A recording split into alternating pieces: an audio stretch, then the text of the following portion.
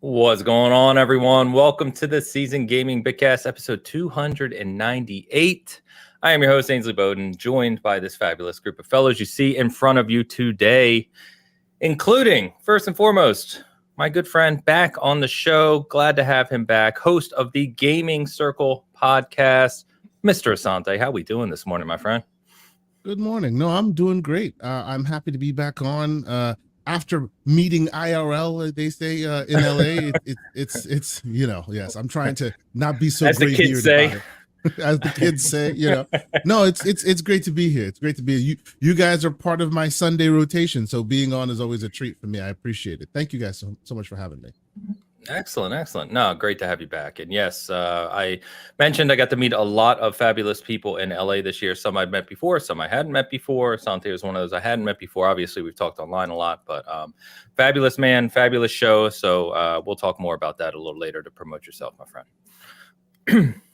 Thank you. Mr. Rodriguez, just waking up, joining us. Break of dawn. How we feeling?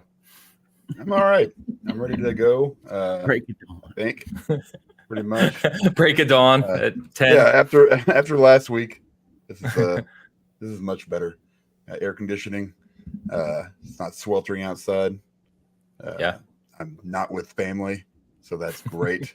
This is already starting off way better. So we're in good shape. All right, and we're going to talk. By the way, you get to go back to your favorite game to take down your favorite person. So we'll talk about that today too. Oh, that's right. Yeah. Yeah. Mr. Hogue. Yeah, it was literally made for Dan. They listened to Bitcast and they know how many hours he has in Hitman 3, and they made his perfect villain. Real quick, I was looking through like what game do I have the most hours into? And I mean, obviously that one was number one, but surprisingly, like number two, I thought it would have been like Ghost of Tsushima or something. It's Ghost Recon Breakpoint. Wow. Nope, it's like I have like 400 hours in that game. No idea how. I mean, it's craziness. That and Metal Gear Solid 5. I was gonna say you put a lot of time into weird games. That's what you do. I like replayability. That's all. Fair enough. Mr. Hogue, how are we feeling this morning, my friend? I'm doing okay this morning. Didn't sleep well. So if I say anything really weird, just mute me. Put me on a 7-second delay. Hogue, how are they going to know what you define as weird? Because it's every week, my friend. Well, I'm just happy to be here talking about video games and not talking about Twitch controversies or presidential debates or Supreme Court decisions. Sometimes you got to take time off, talk about a little video games. I like to do it on the Bitcast. Yeah, you try not to drown yourself in horrid negativity day in, day out, because it can get exhausting. That's for sure. Stay off of Twitter. So today, as you can see, the main topic is going to be Dragon Age, the Veilguard. So we've got a lot of info, and we will shout out Game Informer for that. Our friends over there are doing a cover story of that, so they have a lot of good coverage of it. We're going to break down a lot of those details, because I think that that game coming later this year, a lot of us have talked about that for a while on this show, and we have a lot of interest in Dragon Age and the return of it. So we'll talk a lot about that. We're also going to talk about Xbox. Excuse me. Moving their cloud services to be able to be accessed via Amazon Fire Stick, which is an interesting development. Maybe not so interesting, but, we could talk about it. We've got some stuff on Space Marine 2 and a couple other things. But before we get there, we need to catch up on Tide's picks, of course, and we need to catch up on Super Chats to get us started. So I'm going to start with Tide's picks this morning, who apparently went Baby Dragon Age, which I look ridiculous. Actually, Dan and I both look kind of... Dan, yours looks way more accurate than mine, I think. But I look adorable. I don't know what you're talking about. Oh, you definitely do look adorable. Yeah. And it looks like Dan is riding the dragon from, How to Train Your Dragon. What's his name again? Certainly not, because that dragon has teeth.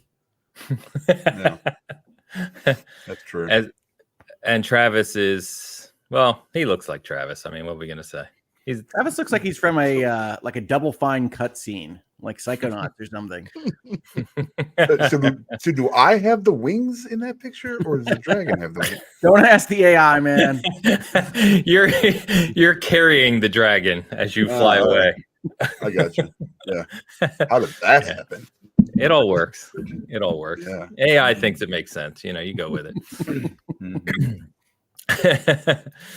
Thank you, as always, Ty, for getting us started. What was I going to say? Let's get back to here, and then let's get caught up on some super chats. We got kicked right off the bat here with a bunch, so let's hit them up. Man. Yeah. Simo is the name. The $10 super chat today. We have all kinds of spicy takes, like is a hot dog a sandwich? Yes. Stop. I mean, I would say no, but yeah.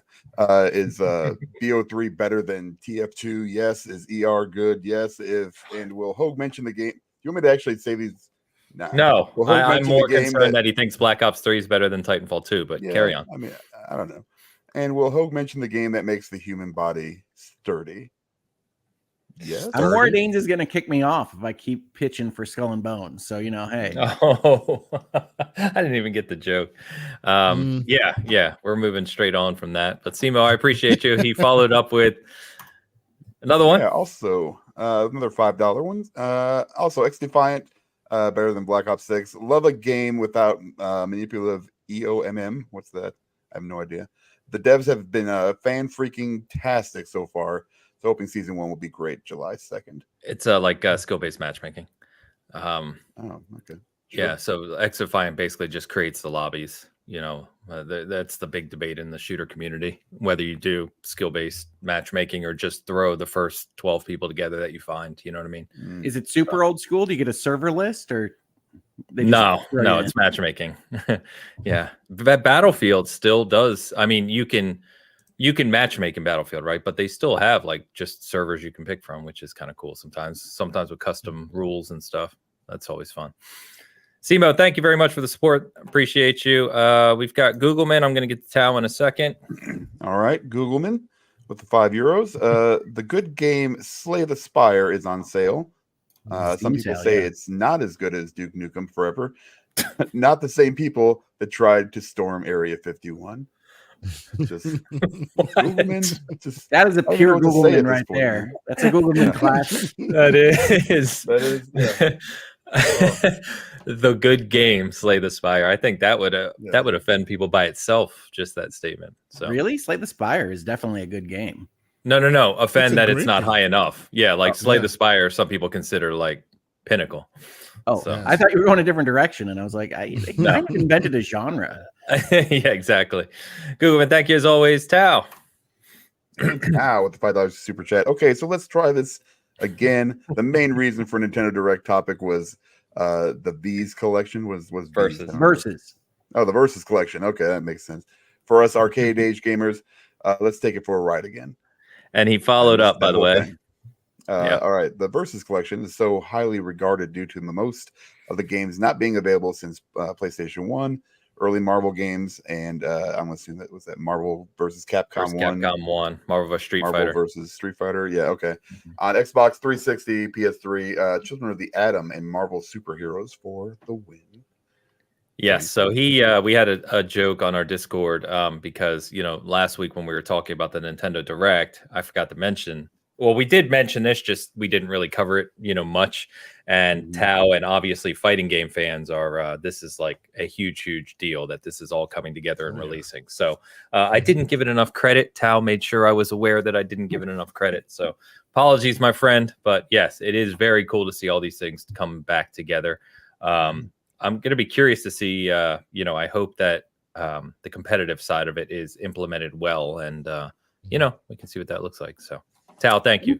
Sometimes understatement is a rhetorical device, and Ains uses it to great extent. I mean, didn't he tease a topic for this episode earlier with maybe not that interesting, but we'll talk about it? I mean, that's understatement, folks. Yeah, it was all planned, is what Hogue said. Yeah. Tal, thank you as always. Darth. I didn't even know there was a Nintendo Direct, so all right. Darth, you weren't here last week. Yeah, was not here. Ains, I won't bring up Skull and Bones today. Right. Yeah, I think that's from last week. No, I'm kidding. Darth, thank you very much for the super chat. Yes, please stop that. Yep. Don't get Hogue started. He's starting to calm down. We have to, make sure. Still great. Other stuff is coming. Darth, all right, the member comment. This is Alex, by the way. From Alex. This is Alex. It's right there. I'm the Lord of the Shadowlands. Excellent DLC. Waiting on Ains to join me in the Victory Land. Have a great day. Yes, it's so funny. You know, he messaged me to tell me he was the only one at Season Gaming that had beaten the DLC. So you can't let him lord it over you so long, Ains. Yeah, but see, Alex, admittedly, and Alex, I don't think will take offense to this because he said this to us, has nothing else to do. He's not married. He doesn't have kids. You know how it is. So Alex went full bore on the expansion, has beaten it and enjoyed the living hell out of it, like most of us are. And yes, we were chatting last night. I got to the last boss and then left because I don't like rushing through things. Spent like another 20 hours doing everything else, and now I'm back at the last boss. So literally, of all the total expansion, I only have the last boss left to beat. So I may tackle that later today. So yeah. I think Eric has beaten it as well, though. Alex, you may want to check. Fat Boy. Yeah, Fat Boy Horror. With the £5. More Elden Ring. Inject this in my veins. Morning, guys. Looking forward to today. Thanks, Fat Boy. Thank you, my friend. So I will call out Fat Boy, obviously a longtime supporter of SG and on our Discord. He is one who downplayed Elden Ring when it launched, tried to play it, could not get into it, and didn't understand why it was so great. And now he's on our Discord talking about it. Every few minutes talking about how amazing it is because he got over that hump and has beaten the core game. He's in Shadow now, so it's really cool to see. It looks cool. I am not going to take away from anyone that says it's the best thing ever. I just can't interact with it past a certain point. Yep, that's fair. Yeah. Don with the $5. Woo! Go Dragon Age. Can't wait to play. It's been a long time coming. Nearly 10 extremely painful years. I was That's a first-year law student. Oh, first-year law student. That's what you guys. All right. When Dragon Age. You guys aren't very creative, are you? Yeah. Tears of joy. Yeah. I was a 1L. 1L. It's just 1L. 1L. Also, shout out to Don, who, as of this week, is officially a contributor at Season Gaming as well. He's our latest. Yes, he is joining Season Gaming. He has an article, which we'll talk about later. He has an article going up on Dragon Age tomorrow, by the way. See, guys, follow the Bitcast. Maybe Ains will hire you. You never know. Don, thank you. Hire, yes, hire. Yeah. And shout out to Ash, gifting 1 Season Gaming membership over on the SG side, of course. So thank you very much, Ash. Appreciate you. Oh, followed it up very quickly with a membership on the Hogue Law side of the house as well. Ash, always generous. Thank you very much. All right. We are caught up. I still have something on the screen. There we go. All right, boys, let's get to it. So kind of talk about what is currently in rotation. I will talk briefly about Shadow again. I promise we'll be brief. But that is really all that I have played, which probably goes without saying. So I'm not going to bore everyone with that again. Asante, being the guest, my friend, I'm going to send it to you right away to ask what you've been playing. What's got your interest at the moment? Oh, boy. So I will warn you all now. I am what is known as a grazer. So between the PC, the console, and the handheld gaming consoles, I have a lot in the rotation on a weekly basis. Let's see. Quickly, I'll see if I can go through it quickly here. So I finished up the second playthrough of Hellblade 2. Okay. I understand that on this panel, Hogue's favorite disagree game. with me that it is a great game, but a wise man says reasonable minds can differ. So I will leave it at that. I really enjoyed it. I think it deserves to be studied. It's quite interesting. I love the combat. It's very deep and unknowing. You don't know how deep it is until you start really playing it. So I'm really enjoying that. Finished it second time around. Nice. I'll be quick about it. Rest of them are all mainly indies. There's no rush. Things. Take your time. No. Because there's a lot. I have a lot. Let's see. Balatro. Classic. Balatro is amazing. I'm a hater of card games, and this thing has my soul. At any given time, I am playing Balatro. I went to LA, came back, spent the 5 hours there and back just playing Balatro. Could have played anything else. I was just playing Balatro. Love that game. It's amazing. Yeah. I see in the chat my brother, Mr. MJ Dark, great member of our gaming community. He loves them indies. He recommended 9 Souls to me. I think I was telling you guys this morning. It is an amazing Metroidvania indie game with like not pixel but hand drawn art, and it is for those who enjoy their masochistic Souls games. This is right up your alley. You can play it in story mode, which also gives you a challenge, but it's not quite as Souls-like difficult. But yeah, he loves them Souls games as well, so he's been playing it. What's been keeping me going is the story. It's really, really cool. Sorry, I didn't mean to interrupt you. One thing I forgot to ask you, is it PC only right now?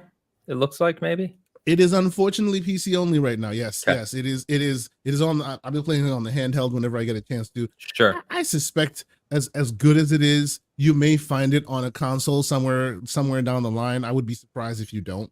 It is very good, like expertly made. The story is super interesting. It teeters from old school cultural methodologies to cyberpunky. It's very, very, and I don't want to tell you anything about the story because you need to discover it for yourself. Of course, it's very good. It's very highly rated on Steam as well. I'll pick it up later today. It's amazing. It's amazing. And finally, one of the new ones I'm still been playing, and I have been screaming it from the mountaintops. It's been out for a little while. It's a game called Fading Afternoon. It's made by like 4 developers between the artists and all of that. The main developer has been on Twitter asking for attention for it. It is literally, if you can picture it in your mind, I call us graybeards, people of a certain age. If you picture it in your mind, it is River City Ransom, art and style. But when I tell you this game, the world and the gameplay systems are far more in depth than any modern game you've ever played, like ever. This 2D little pixel thing can do so much with so little. It's just mind-blowingly cool.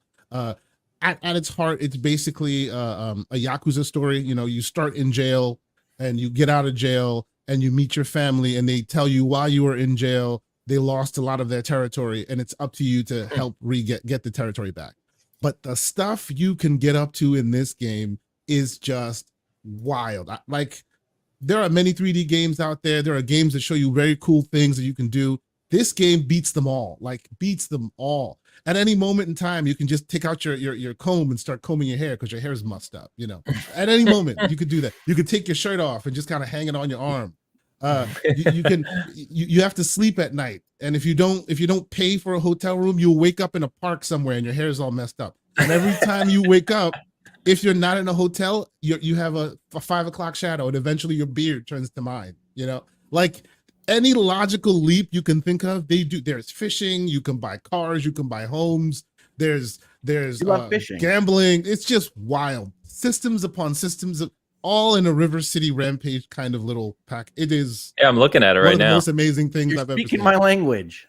It looks very cool on here. Reviews are very positive, to Asante's point, and it's on sale right now on Steam for $12.99. Everyone should play it. I literally reached out to the developer and asked him, will this come on consoles? He released it recently on the Switch, and he's like, well, because not too many people have seen it, it may be difficult for it to transcend to other platforms. Everyone should play this game. It is so good. It is just so good. You pick up you're fighting hand to hand, you pick up a weapon, and now all of a sudden you are like the master with a samurai sword. You pick up a gun, and now it turns into John Wick. Like, it's very good. It's very good. And it's all a little 2D pixel art stuff. So there's that. Those are the ones I'm playing for real. And then, of course, the backlog has Gears. I tried to replay Gears. I'm actually almost done with the Gears 1. And I've reinstalled Dragon Age Origins on the old handheld. Nice. So I'm gonna start going through that again. So yes, those are all the games I have been playing. I play a lot of games.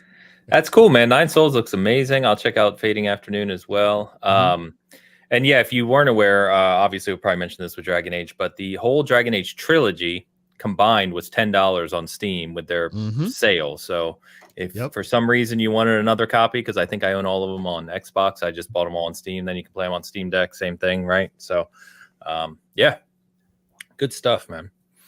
Dan, did the McGregor stuff come out already, or is it coming out? Yeah, it's already out.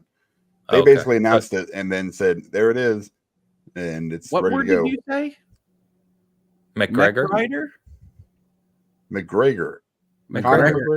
Yeah. I heard Mech Rider. I was like, what? In Hitman. Playing Mech Rider? quite a bit. Hitman Mech Rider. That sounds like a cool game. So Dan, why don't you explain to us what exactly this is for those who may be unaware? Okay, so they started doing IOI have started doing these little events with Hitman 3. First one was with some DJ, I think from maybe the Netherlands. I'm not sure exactly. I've never heard of him. Some kind of EDM music, whatever. I don't know. But they were, so they've got these kind of semi-famous celebrities. I know McGregor's a little bit higher tier than what I would have expected. And so they released him. They basically they take one map and they make it into kind of a unique situation. In this one, McGregor is fighting somebody from this kind of Illuminati. I mean, I don't want to get into it too much with Hitman, but so he's basically, you have to kill him. That's it, and keep the other guy alive. They're supposed to fight. So there's different ways to. I mean, you start off and like they're getting ready to fight, and then you have to basically figure out a way to keep the guy alive, which is an optional, objective. But you try to do what you can. It's really not that hard. I think I played the first time I played through it. Usually with elusive targets, what those are, you only get one shot to do them. Or that's what Eminem tells us. Yeah. And so you can. There's ways to get around that. They also released like an arcade thing with it too, which is basically you can just do it as much as you want. That's $5. Now, Dan, when you say there are ways to get around this, are you like kicking the plug out of your wall before it saves when you screw up? Essentially, yeah. So basically, if you like on the PlayStation, they actually fixed it on the PC where you couldn't do it, but then they put it back in because people complained about it. You basically, like, if you fail the mission, as long as you don't die, you can just close the game out and then relaunch the game, and then you're fine. You can just start it over. Now, the arcade version of these, you can play them as many times as you want. It's just like a replayable kind of thing. Anyway, so they got Conor McGregor. He's normal douchey self. Translate very well, into the video game world. A lot of fooks. Like, he's this fooking guy, he's very Irish. He's great. Not really, but I beat it in like 7 minutes. The first time I played through. Wow. So that's long for Dan. that's just, and usually I walk around these things and I'll, see what everything is. I know the maps because they've been there for a long time. They don't change them a whole lot. Like this one, they put like the octagon in there somewhere. And I usually try to get used to like, okay, where are these guys going? What's happening here? What other different ways can I do this? And I've done that. I've gone back and done it a few times in the arcade version. It's not a ton of content, but it's, for a game that's, came out 3 or 4 years ago now, 3 years ago. They keep adding stuff, and it's little things, but it kind of keeps people going, and I don't play it as much as I used to, but I do get on it probably once every week or two, and this is nice. It's nice to have something. Not gonna lie, felt good beating the crap out of McGregor. Which is an option. Didn't you just shoot him? Yeah, you can. I mean, you literally could probably run up there and just like assassinate him. That would be the easy way to do it. Probably. Dan took his time. No, I did the whole. I'm gonna ring the bell and interrupt the round, and then they're gonna go back to their respective locker rooms or whatever. I'm gonna go talk to the guy and convince him that even though I look nothing like him, I'm gonna take your place, and then go back in the ring and fight McGregor. Because you can have a second, I can have a second in this fight. It's crazy, but I'll give them props. I'll give them props for continuing to pump out content and continuing to support the game, even though they probably don't have to, but they are. So it's great. I love my Hitman, but I wish they would have gotten to this a lot earlier. I wish they would have started doing this kind of thing with like different celebrities or different, well-known people earlier with the elusive targets. Now, Dan, am I wrong in thinking that the first one of these was Sean Bean? No, so Sean Bean was, he was the first one for 2, I believe.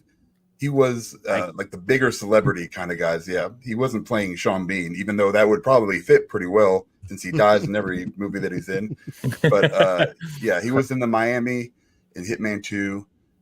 He was the unkillable guy. You couldn't kill him, and it took me like 3 minutes to drown him in a toilet. That's basically what happened. So yeah, I mean, but yeah, Sean Bean was he was kind of the first like named guy, and then the elusive targets just kind of came after that. There was they're just random people, but they just put them in like a different level and say, okay, this is what you have to do, and it's usually a little bit harder than the regular stuff, because with the regular assassinations and gameplay, you have an idea and you can play it over and over and over again, but doing it that one time and trying to get an idea of like how everything plays out, what they're what they programmed in, it's really hard to do it on the first try. You could, but usually ends up chaos and you're just running for your life trying to find an exit. So yeah, that's good. Well, I mean, I was looking because I couldn't remember. So Hitman 3 initially released January of 2021. So we're talking 3.5 years ago. So it is impressive. I know it was a hugely successful game for IOI. We've talked many times here around. Very curious to see how their Bond game, turns out. But still cool. They probably, have a handful of developers that just add these kind of new things in, to Hitman 3. So. Yeah, I think it's great. And I think it's clear that Dan loves the kind of killing sandbox, right? He talked about Metal Gear Solid 5. He talked about Breakpoint. He loves Hitman. I think it's great that developers can create that kind of sandbox and have it be dynamic enough that they can just plop in a new level and they can do it for 3 years. I think that's great. And I wish I had as much connection with Hitman as Dan does, but I do think it's a good game. I've never jumped up on anything with a banana or whatever he told us about before. But he was like killing people with blueberry muffins. I don't know what's going on. It was a whole thing. Okay. Yeah. Okay. Yeah. I have tried Hitman all in VR, which is really cool.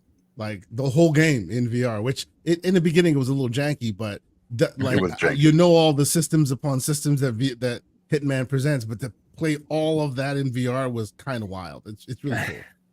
Nice. It's definitely different. That was when they released that, I was not as high on it probably, but it was I haven't played it since either. So I know it's gotten much cleaner. Yeah, I'm sure they've done that. Yeah. I mean, I tried. I'm not a big VR guy anyway, but there's a few games that I think we were talking about in chat a little bit. Like the Star Wars Squadrons. I love playing that in VR. I couldn't play it outside of VR. It was really hard for me. Yes, it is. Yep. Yep. So nice. But hey, I got really high hopes for Bond. Hopefully that'll be. They've been working on it for a while now. We'll see. Yeah, hopefully let go, man. About it. Yeah. We got your next Forever game next month, Dan. And we're not going to talk about it till the end of this episode, but we know it's coming. Oh, well, yeah, that'll take care of itself. Yeah, for sure. Yeah. That's like 16 days, man. Yeah, it's not far. It's not far off. That's for sure. Yeah. Hogue. Yeah. You said that Hogue's notes is a little light this week, but we still got to go through it. First of all, I want to say how much I loved Asante's picks. That is the kind of stuff that I love to hear about. That I'm not going to be able to get through the 6,000 games that release and know that I will like. So I'm definitely going to try out Asante's annotations. Joining Hogue's notes on the show. Indeed. No, and I also wanted to kind of, the internet uses normalize too much, but I also wanted to just talk about the fact that it was an unusual week for me. I didn't actually play a lot. I didn't feel like playing a lot of video games. I wound up playing my favorite board game a lot more this week. And still, even though I thought I wouldn't have anything to talk about when I was thinking about what I could mention that I'm playing, I have a list that's pretty much the same length as usual. So these are a little bit under the radar. I wanted to talk about a game I found in the Steam sale that I've been really enjoying called Universe Sim, which is essentially kind of like the old God games, like a Populous or a Black and White, where you grow a society of what they call nuggets that look like little Raymans. They don't have their limbs are not connected to their bodies, But they get clothes that go through the ages of like Stone Age and medieval and modern and space age. And then you can send them off to discover other planets, and you can explore the universe with this little kind of societal sim game. And for the most part, they can handle things on their own. So it is more like The Sims than like a Sim City or something where you're really directed in what you have to manage. But it has all those kind of god powers on top of a traditional sim game. And I really enjoyed it. It's on sale. I think I got it on sale on the Steam sale. It might not even be very recent. It was in early access for a while. It's 1.0 right now. But if any of that sounds interesting to you, you can 100% pick up all the trees and rocks like you could in Black and White and use it instead of throwing it at giants to give the resources that you need to build your town hall. Yeah, it's a combination I wasn't expecting. And when I bought it, there's a certain amount of risk you take when you buy things that you've never heard of before, right? You go and you say, this can be okay, and I can still get my whatever Steam sale amount it was out of it. And it turned out to be a lot better than I thought it would be. So, Universe Sim. Do you said Black and White? It made me laugh because those of us who have gamed for a long time remember Black and White and remember all the promises that were made about that game leading up to it. It's one of those classic, like, it's going to do everything games. We talked about Fable last week, yeah. I mean, that's true, but still. Yeah. Anyway, okay, cool. Yeah. So it reminded me of that, but in a cooler way. So it's like Spore times Black and White. And then on the indie side of things, there were a couple games that I'm not quite ready to recommend because they're a little clunky to start out with, but they're very interesting. The first is called Until Then, which is a kind of visual novel adventure game about teenage life in Indonesia or the Philippines or something like that has some kind of supernatural element that I haven't gotten to yet, but that is really gorgeous. It's like pixel art on 3D. It's a different version of kind of an HD 2D approach. And what I really like about it is because you're a teenager in like the modern age, it has a bunch of interfaces that allow you to text with your friends and to like scroll through social media. That's of course fake for the game, but you use that as interaction points. It keeps track of what you like and requote and things like that. And I think it's a very cool idea. I'm not ready to recommend it yet because it's still very, very early in my playthrough. And it didn't immediately grab me in terms of story. It's a slower burn. So I did want to mention that is out because I think it's a very interesting project and I hope that it's great, but I don't know for sure yet. The other one that's very similar to that in terms of my not being able to recommend it just yet is called Times and Galaxy, which is a name that doesn't make any sense, right? But that's the name of essentially a science fiction newspaper where you are a robot reporter and you have to go on investigations and interview people, and you only get a certain amount of time to go get quotes and figure out what's going on. And then you have to create stories that are either going to be tabloid or unbiased as possible. And you're trying to make your newspaper a success while also making your profession a success. And it looks like it'll be interesting. It's a little clunky at the top. It's not like a full featured, very expensive budgeted game. But I like the premise. It's got a nice little song that goes with the Times and Galaxy name that they play in the beginning. And I want that to be good as well, but I'm just not far enough in it. And then one I can wholeheartedly recommend, which I'm playing on flat screen rather than VR, is the Riven remake. So I know I got mocked on this very show, this very seasoned gaming Bitcast not so long ago for saying that Myst was one of the pinnacle games and really formed a lot of how gaming developed from there.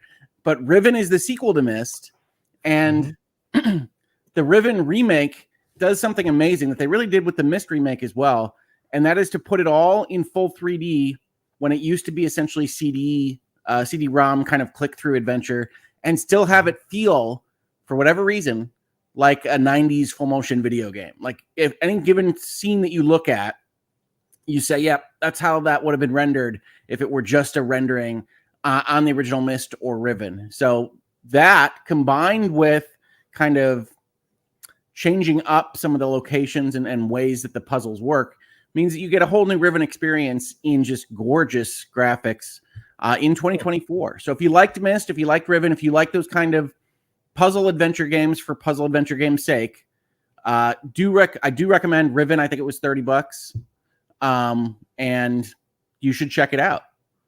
So I think that's my whole list for this week. Hogue, I will be one that stands behind you and say, how dare anyone disrespect the greatness that is Myst as one of the pinnacles of gaming that basically started a lot of things. How dare they? Myst is amazing. Remember the context. I would say I'm trying. The only time I brought up Myst recently that I remember, and I'm getting older, so I don't. Maybe I forget. But the only time I brought up Myst because we all played that when it came out. It was revolutionary, really, at the time. Yeah.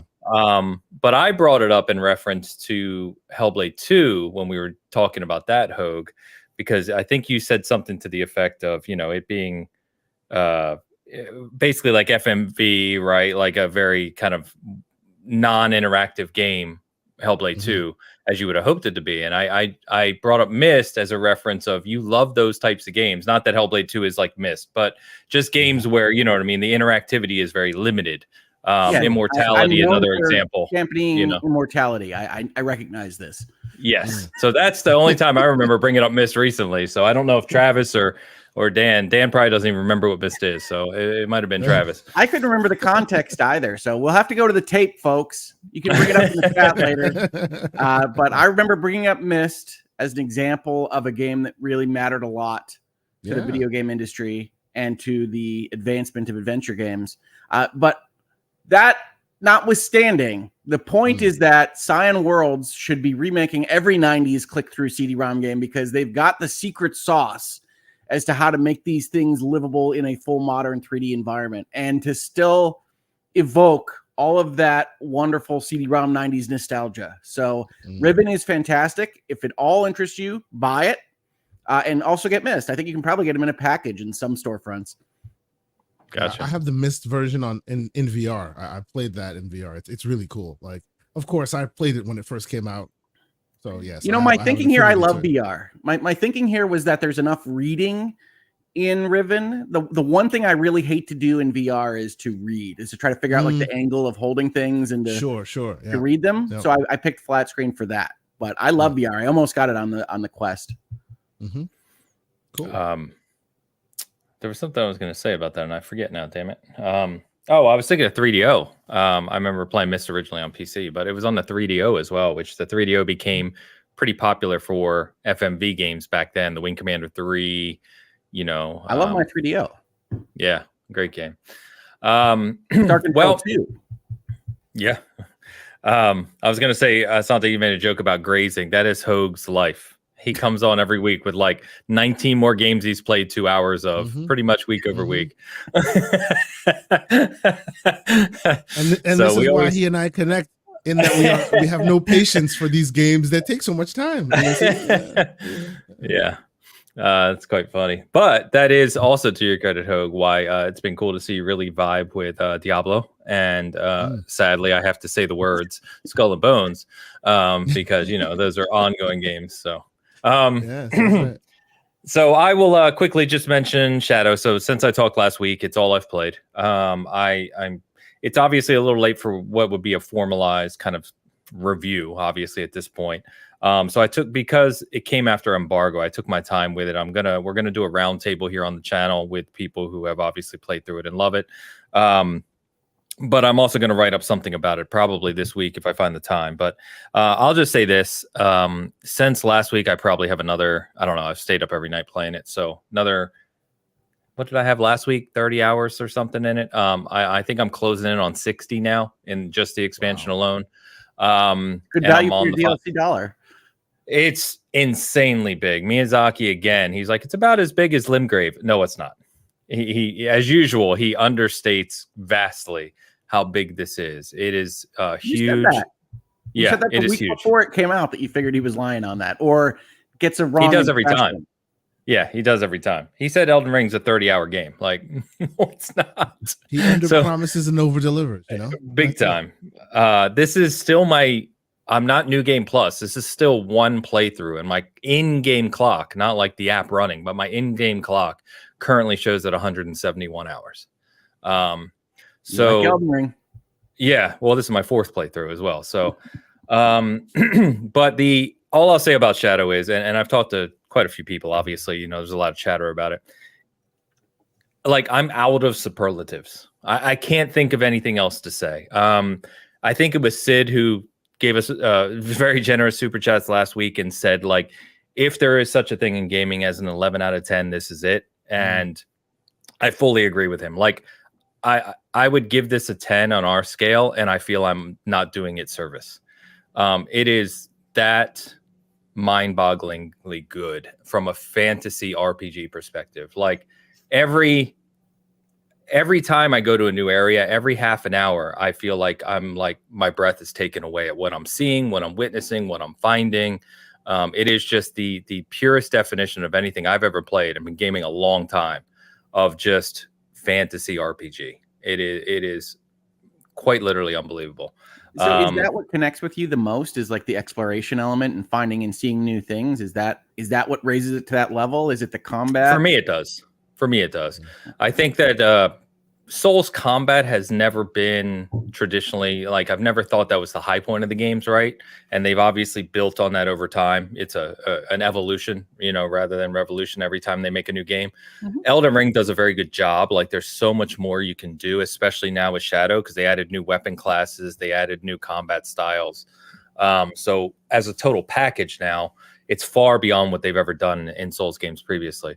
So I think it's more competent in that regard than it's ever been, but it's the world building, all of the kind of NPC and lore elements and kind of everything that we've talked about with overall world building.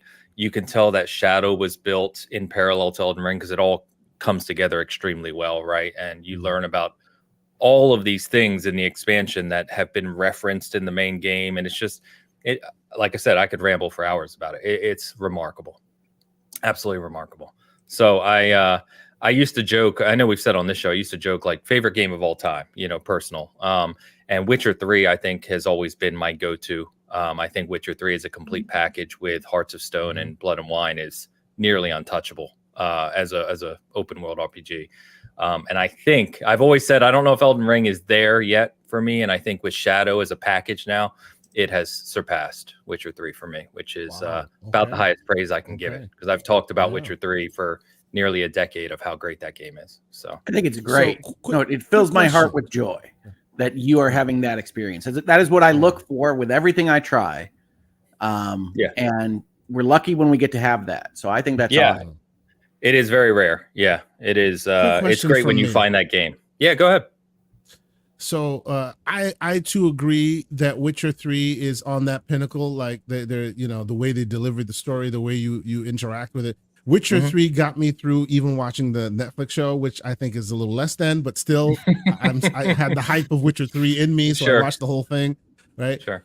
My initial interaction with Elden Ring felt to me, and you can please correct me if I'm mistaken, that the lore and the world building, the storytelling was very obtuse, and it kind of forced you to grok with it in their way rather than doling it out to you.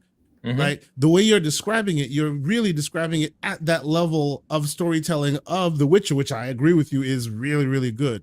Like, does the story in Elden Ring unfold a bit better over time, or is it still you doing the homework of finding it?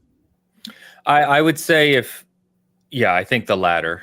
I think you're still doing more of the homework than you are, especially when compared to Witcher 3, which delivers its narrative and its characters and its story building in a more direct, maybe even traditional fashion than the FromSoft games of the world. I absolutely agree with that. It's a critique I think that Hogue has had as well when we've talked about it. I think a lot of people do. I think it's very fair that if you're used to, or if you enjoy, let me say not used to, if you enjoy playing games that deliver their story in a very quest-focused, NPC-focused way, like Witcher 3 does, which it does exceptionally well, right? Yes, it does, I think the From games can be a little obtuse, is a great word.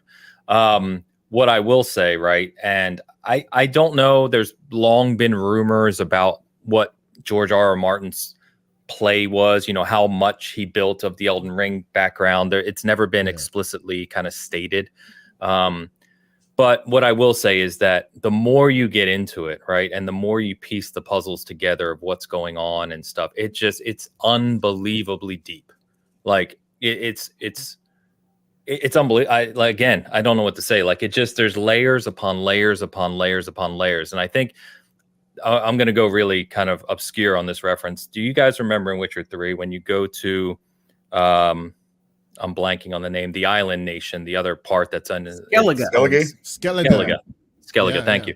So there's that mission there where you're basically influencing who's in power, right, of the faction and stuff. And there's one end to that mission that you can do where basically the tradition of that culture is you take the leader who's now not the leader, right, who kind of went against the clan, and they strap them to a rock in the ocean and basically let them die by the waves hitting them, right? And you can find that person strapped to the rock in the game world of Witcher 3. If you didn't know this, by the way, this is in the game.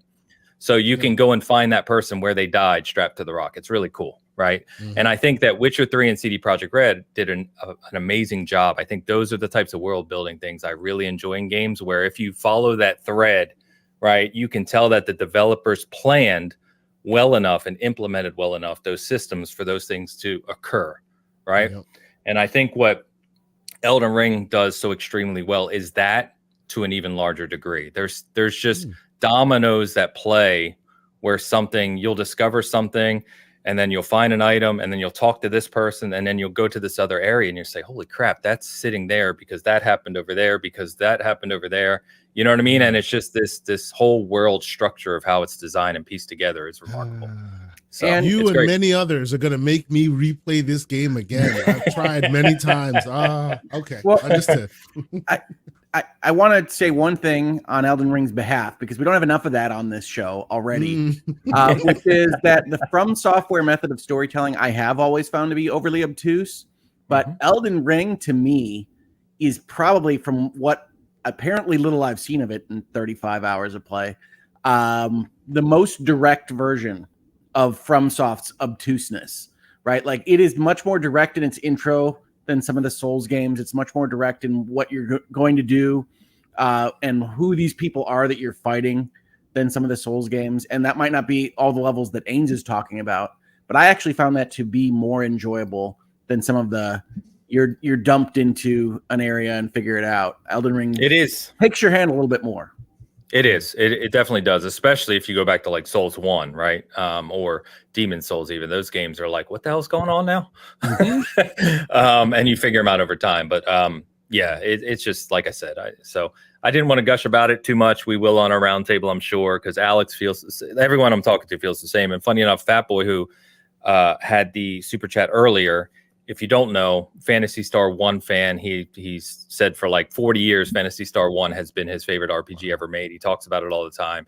And he just said yesterday, he's like, Elden Ring has finally knocked it off. Like, it's that good now that he's gotten into it fully.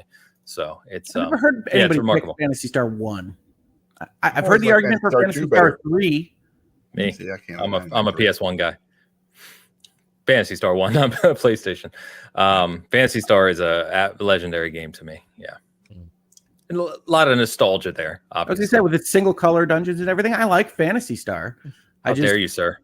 All right. It was 8-bit architecture. Give him a break. I get that. I like Phantasy Star. Oh, man. I don't play Elden Ring, obviously, because I suck. But I did. On the trip, my kids brought the PlayStation, and they wanted to play Elden Ring. And I was like, one of them had played a little bit on the PS4, but they just bought a PS5, so they were playing it. And I'm going to tell you something, man. I was like, I didn't know what the hell the story was about. They finally got to a boss, and I understand it from the outside perspective why it's so great. And if there's a game out there that I have FOMO for, it's probably this one. Like the fact that I can't do it drives me a little bit nuts. But my FOMO has just gone away. Like it's like over the past 5 years, I just don't even care anymore. Like, I'm so happy sitting in my little Hitman bubble or Ghost Recon bubble. I'm okay with it. But watching him play and watching him, it was just the first boss. I can't remember what the hell his name is, Morg or Moig or something. The guy with the big weird sword. Margit. Yeah, and he played him like 3 or 4 times, and then eventually beat him. You know, it's just like, I said, okay, I get it. You know, I still remember when Elden Ring came out, and everybody was arguing that Margit was too hard. He is. Don't get me started. I can't do it. I can't do it. I mean, I can get past Margit. All right, I can't do it. On an Elden Ring, I can get past Margit. No, I can't. I can't honestly, even get past Dan, the knights. You could, like, if you came over here and I sat down and I showed you where to go, what to do, how to build your character, what to look for, you absolutely could. Not but fun. No, that's my point. I was going to say, but you have to be like, I think there's people, because I was talking to Bert of all people about this yesterday too, or the day before. Like, you have to want to do that, right? And for some people, the want to figure the game's mechanics out, because they are sometimes obtuse, they are sometimes very deep, and put the time in to do that. That aspect of it isn't fun to some people, and that's fine. You know what I mean? That's perfectly fair. Yeah, 100%. I am, like I said, you know, it's one of those games where I enjoy seeing people like kind of like you know, that gets the excitement for it. My other son, my older son, he loves it. I mean, he's at, you know, towards the end of the DLC now, and when he was so excited, he came up and started telling me about like the story about, you know, well, this person and this person and this person, and you know, it's wild. I don't understand a word that you're saying. They all have great nicknames. One's like the Cosmic whatever, one's the Star Scourge, the Blood whatever. They have great nicknames. And I think, sorry, Dan, I think what's interesting, right, and goes back to the world building I was talking about, is what you find in these games, especially in Elden Ring more than any, is that every little thing, even the name of like a plant, has ties to the world and means something specific that was designed purposely for that purpose. Like Star Scourge, it's Radon you're referring to. He's one of the biggest bosses, the big red hair. Right? Yeah, Star Scourge. Star Scourge because that was in Final Fantasy 15. And then I said, there's a Star Scourge in Elden Ring? Cool. Well, that references a whole bunch of things, right? As you go into the game. And like, there's a reason he's called that, of course. And, you know, it sounds like a transformer. Itself. I imagine he scored some stars, but who knows? But anyway, it's funny. The last anecdote on this, which you'll find funny. So my son, with all the hype, has gotten back into it, and he's played the Souls games. He doesn't love them like I do, but he's done well in them generally. No one loves them like you do. That's probably true. And he, I come upstairs yesterday. He's playing Elden Ring for a little bit now, and I tried to guide him. I was like, I don't know about you guys, but he's 18 going on 19.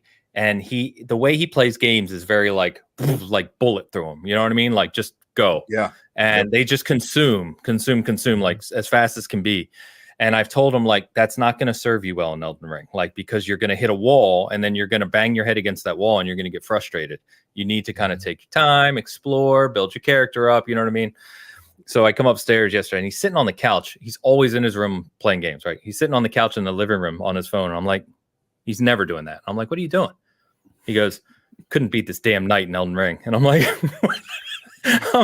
I'm like, this is what I talked about. Like, you don't have to, whatever knight you're fighting, you don't have to fight that knight. Leave, go elsewhere, do other things. Like, I love the messages that are like mandatory boss up ahead for that first freaking night.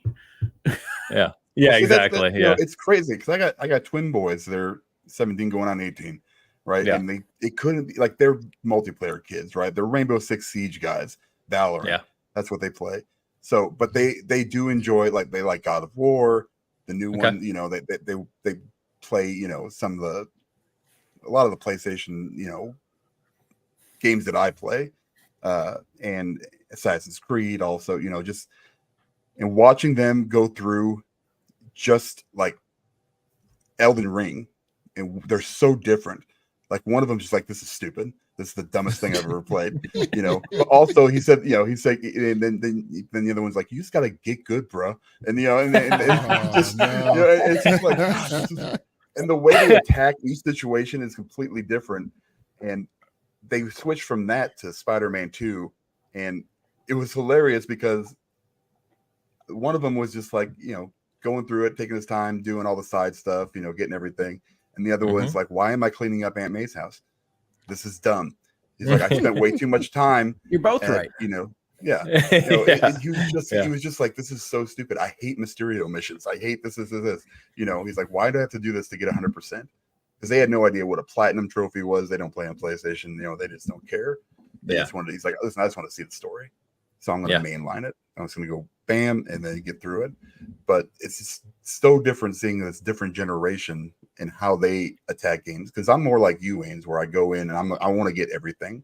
You know, and I will take my time and go around. Like, you know, I talked about Breakpoint a couple times. I will sit there and I'll make it as realistic, you know, as I possibly could in the game settings, and I'll go through and, you know, super stealth and make sure that this person's taken care of, make sure that, you know, in every little mission that should take 5 minutes could take me like 20, you know, and it's just what I do, you know, and I enjoyed that kind of interaction from my games, which is why when I see Elden Ring, I'm like, man, I would love this game. Which is hilarious because if you play Elden, that's the way I play from games. Like, and if you play Elden Ring that way, you will make it 10 times easier on yourself than the people who just try to run through it.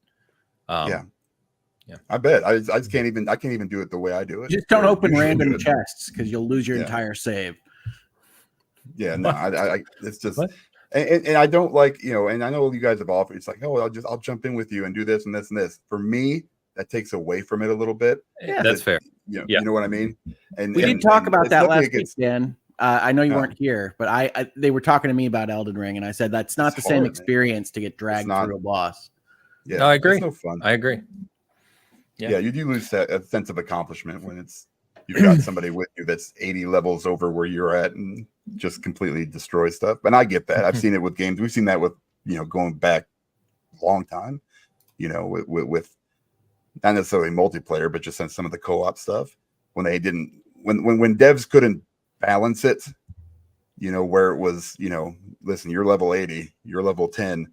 This guy comes into your game, he's just going to destroy stuff. Like there wasn't that balance that you know, they've kind of figured out since then. So, but yeah, man, it's awesome to see. I mean, it's I do catch myself catching clips of Elden Ring on Twitter or whatever, and seeing they're just funny. And I also saw that, you know, Let Me Solo Her is back. That's super exciting for me. He's now Let Me Solo Him because he's fighting Mesmer. Yeah, he changed his name to help people. After Travis mentioned last week, because I always forget you can do that actually. So I actually put my summon sign down in front of Mesmer last week, and I was just helping people beat him. You know, you go in there. So you go in there with like 3 or 4 people all together, and you know you're in the arena with them, and yeah, it's fun. Yeah, good stuff. Yeah, it's good stuff. The last thing I'll say to that point is, I think that's the best way I've always described it, and sadly, obviously, like people like my son or our kids who didn't live through those years don't understand. But the easiest way I can call the Souls games, right? They're like modern versions where you have to use the old 2D tough game methodology. Do you know what I mean? Like if you played, I always say Ghouls and Ghosts, but Altered Beast, any of those old games, those 2D hard games, right? You would come across the screen, there'd be a new enemy, and all of a sudden something would come off screen and kill you. And you're like, oh shit, okay, well, now I know I've got to dodge that, right? Play again, you know that's coming, you duck. You know what I mean? Then you get to the next thing, there's a hidden hole in the floor, you fall through the floor, you die.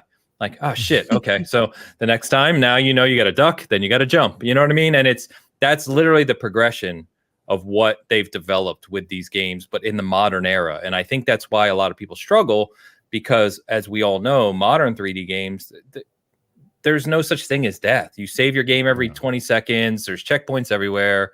Dying doesn't mean anything. You know what I mean? Almost all games are like that now. And these games are just different in that they really do expect you to kind of be formulaic and learn as you die through the game. Can I make an argument that Altered Beast as like a full playthrough is 2 hours long, and like learning the patterns is maybe 7 or 8 hours, and that the FromSoft games are demanding a lot more patience from you of course. Of course you can. Volume basis? Of course. Yes. Yeah, very different. From that's the for grave. Sure. That game, I dare anyone who says Dark Souls is tough to go beat Altered Beast. I'll put money on it. You can't beat Altered Beast today. I don't know that I knew anybody that beat Altered Beast. Exactly. At least without a code. Exactly. That game is brutal once you get past the 3rd level. Yeah, that's a tough game. Let's catch up on Super Chats, and then we're going to get into Dragon Age because we got a lot of details to talk through here. Adam Unfriended sent us the Super Chat, but it's about Dragon Age. Adam, I'm going to save that right now till we get to the topic, and then we can tackle it. Shoosh gifting a membership on both sides of the house. Thank you very much, Shoosh. Appreciate you. Always good to see you. Gamefire with a member comment. Yeah, Amazon Fire Stick with 200 million users open to Game Pass, and where is the food talk? LOL. Well, let me tell you something about food real quick. I went down on my trip. We had to drive through Springfield, Missouri, which, sidebar, yeah, worst drivers in America. I've never seen anything like it. And I was in it for like 15 minutes. It was literally down an expressway. I don't know if they know what an accelerator is, but I have people going 35 and a 65. I can't figure this stuff out. I'm not even a fast driver. I'm a normal driver. You guys suck. Great experience through Springfield. Like I said, there was a Buc-ee's, which was awesome. But anyway, I'm driving down Springfield. I see this place called Beefaroo. I don't know if anybody's ever heard of it, but apparently there's one in Overland Park, right down the road on 135th in Schweitzer. So probably right in the middle of where me and Ains live. And that's 5-10 minutes away. Yeah, I looked it up. They've got roast beef sandwiches. They got hamburgers. We're gonna go try it later today. So Beefaroo. I just like the name.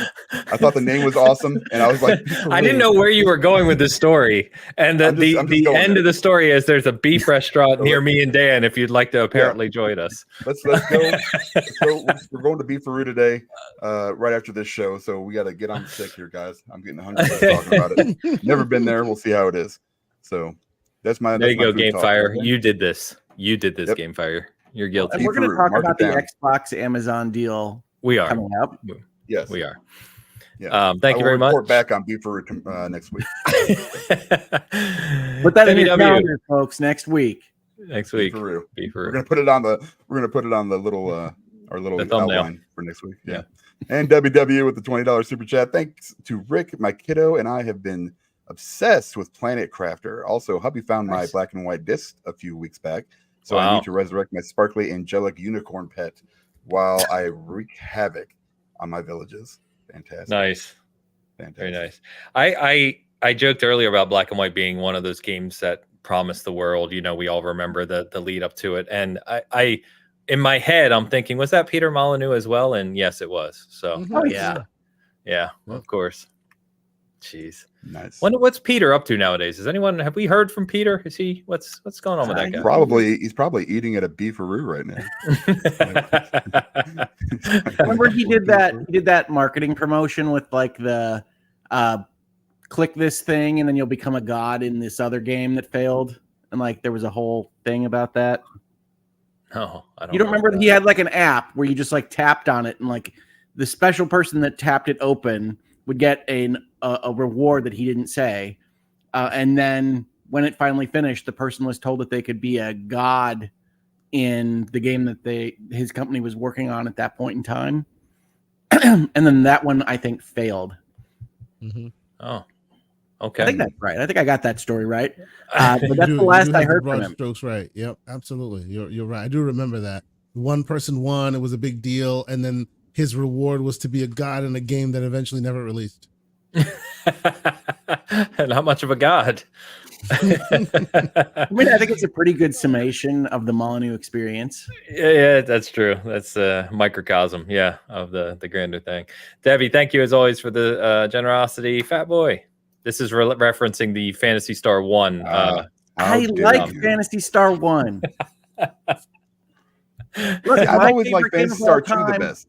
My favorite game of all time is a game that's locked in the early 90s in 3DO, Star Control 2.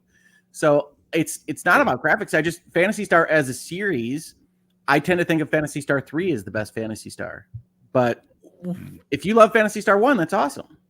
I've never played 3. Unless I'm losing my mind in my memory, which is possible. I'm pretty sure, Hogue, not that this would be a surprise for you, my friend, but Phantasy Star 3 is considered the worst of the series. Because one was the one that obviously set the foundation, right? 2 is amazing, was the Genesis release. 4 came out later, was amazing as well. But 3 was different. 3 was like the one where you have generations of families. The generations, right? Yeah, but I'm pretty sure that's considered the worst one. I'm just saying. I have to check on that. You know me, I don't let my feelings on games be modified by what other people think about them. I know. Fair enough. Thank you, Fat Boy Shoosh.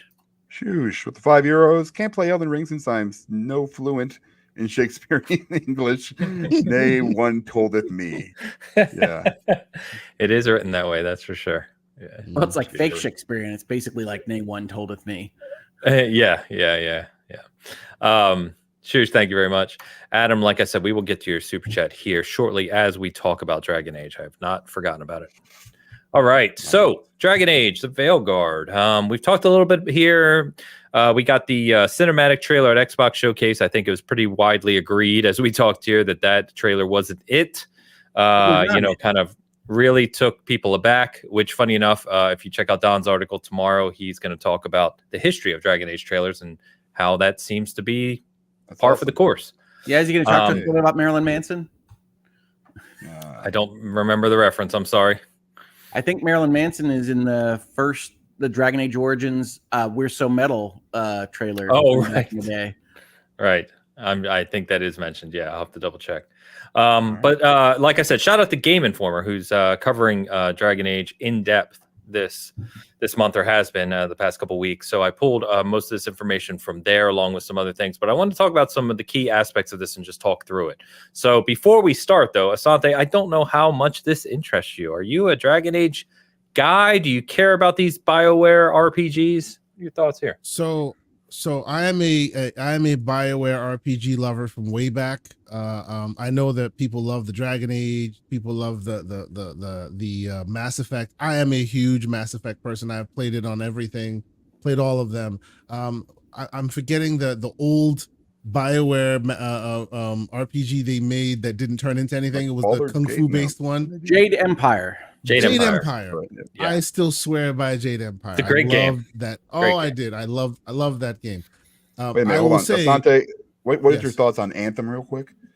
I think Anthem had the greatest what do you call it? The Iron Man like simulator out there, but it left a little bit to be desired. You know, they should have put a bit more meat on the bones. I was excited for it, but it eventually didn't turn. But I still think whoever made that the systems that they use, that should be the next Iron Man game. It's really good. Like I still enjoyed what I got. That's all fair.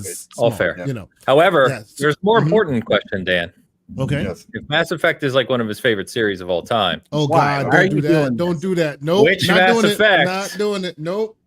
Come I'm not on. doing it. It's a requirement. Oh my God. Okay, so what I have found, and there's no me. caveat. You can't qualify these statements. Travis plot. He clearly can. What I have found is that anyone that plays them now will always say 3, which I think is hilarious, right? Because I remember playing them day and date that they came out one at a time. Yes. I will say for me, 1 is the GOAT because it led to the others.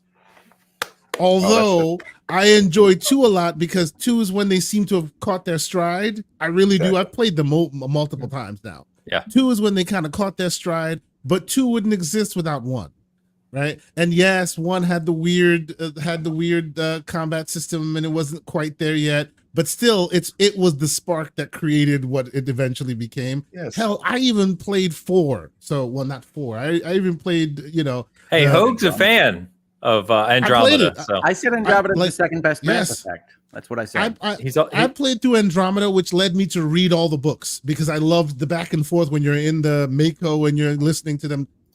I really enjoyed that series, even though from a gameplay perspective, Andromeda wasn't as good as you wanted it to be. So yes, I'm a big fan of it. As far as Dragon Age is concerned, though, I know folks who play it like religiously even now.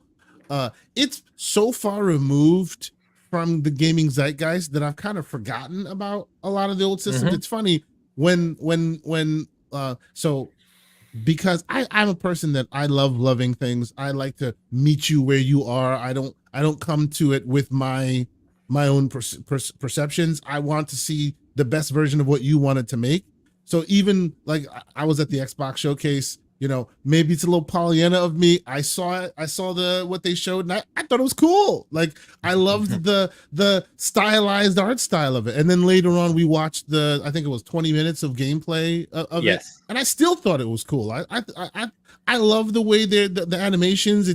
It's steering away from the gritty realness that was the last ones, and they're kind of going in more of a fantastical direction. I'm excited to play it. But it reminded me that I hadn't played like Inquisition in like a million years. Like and forget about Origins and 2. So I kind of reinstalled them on the old handheld, and I'm going to start going through them again to see, I mean, Origins is so old, it doesn't have native controller support on PC, on Steam. So you have to like kind of manually. Oh, I didn't know that. Wow. It's crazy, so I mean, they had console releases of Origins. That's a surprise. They did. They just never Just ported the the controller to the console. So Steam being what Steam is, you can kind of manually like fudge your own, and community has already done that. So I'm just trying it out. But yeah, I'm at a point where it is old enough to where it kind of has lost its prior resonance to me, and I kind of want to replay it and see what I remember in preparation for the new Veilguard, which I'm looking forward to as well. So that is my perch on. All right, fair enough. Yeah, fair enough.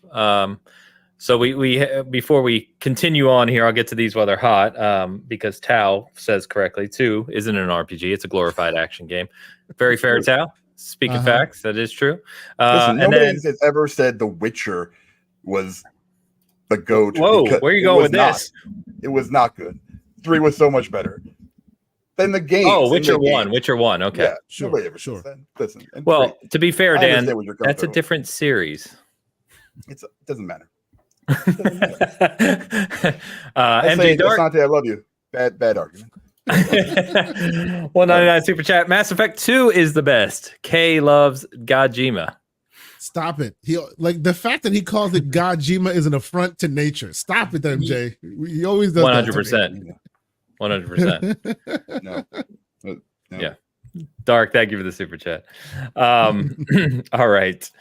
Okay, so let's start. I broke this down in 3 different aspects because I figured, the big question for I think many of us, well, for me, but what we've talked about, right, is how deep are going back to the whole RPG thing, how deep is Dragon Age, the Veilguard, in terms of mechanics, class creation, or character creation, excuse me, combat, all those things. So I kind of broke this down on 3 different things. So the first thing we'll talk about is character creator, which includes your race and just general look, and then your class and your faction, right? And so I went through all the information that I could find on this stuff, and let me read through each of these bullets, and then we'll kind of talk about it, and you guys can just give me your feedback on what you think. So basically on race and look, I think this was Wes over at Game Informer was sitting with BioWare going through this, and basically they said this is the deepest yet by a big margin. To me, that's a great statement, but you expect that. It's 10 years post-Inquisition, right? So of course you expect that to be more advanced. There's 4 races that you can develop your character, which is elves, Qunari, humans, and dwarves. Then there are different body types for each as well, including separate head and body configurations. So within the head and face, you have 40 different complexions, individual sliders for all the aspects of your face, right? So nose, ears, mouth, eyes, all that stuff. And then you have individual sliders, he said, for height, weight, shoulder width, chest, glutes, bulge, hips. Yes, they are accenting, I think probably because of Baldur's Gate 3, they're accenting some of the other areas of the bodies that you want to. I want really full cheeks on my face, really full. So you can select the undergarments you want to wear, and you can be naked if you want to. I want a commando perk or a debuff. I don't know which way that goes. maybe both. They have developed obviously with the complexion unique tattoos as well that actually change depending on what race you are in the game. And then there are a massive amount, they said, of hair options, each that are go on their new physics engine, basically. So they model realistically, and you can also dye them different colors and everything else. So basically, the summarization of the body creation, they said, is incredibly advanced, and they fully expect this is one of those where you're going to see people remake famous gaming characters from all sorts of, different games, just because it's that advanced and you can do that. So good start here. I'm personally someone who loves a good character creator. I will spend like an hour plus just messing around creating my character. So this is good news to me. You would so make far. me crazy if I were in the room waiting to watch the game, man. Yeah, I'm super slow. I go through every slider and I'm like, I've played games with my brother and I'm like, just start. It's gonna be fine. No, I'm the type of guy that usually uses the defaults, like not all the default choices, but that uses a default because I feel like the animation works best on the stuff that they have prepared separately for you. And if you screw up that too much, I get very unhappy with how things look later on in an RPG. But I think you mentioned it rightly before. They've got a Larian problem, right? They've got a Baldur's Gate 3 problem, which is to say deepest Dragon Age customization is there's a vast gulf between what Dragon Age usually gives you and what Baldur's Gate 3 gave you and what a Larian game gives you. So their deepest is probably not going to be all that deep for people that cut their teeth on Baldur's Gate 3. Well, don't make assumptions. And that, even more importantly, I remember a Larian blog post when Baldur's Gate 3 was in early access that said, essentially, we're disappointed in you. We gave you all these options. And they said, we calculated what the default person is, like based on what everybody picks. And it's like a normal looking white Prince Charming looking guy. And it's like, yeah, okay. So I'm not sure this is the most important thing in the world. And I don't care as much unless they're going to do some Origins type stuff with it. I know we're not going to get that 3-hour prologue, but I want to see reactivity to the choices more than whether or not I have great glutes. Okay. We'll get there. We've got a lot more to talk about here. This is just your body, basically. I'm just reacting as you give me information. All right, character creator, guys. Dan, Asante, you spend time on these or you don't care? I do. I like it. And actually, so on my show, and I've talked about it on various places, this tends to be my pet project.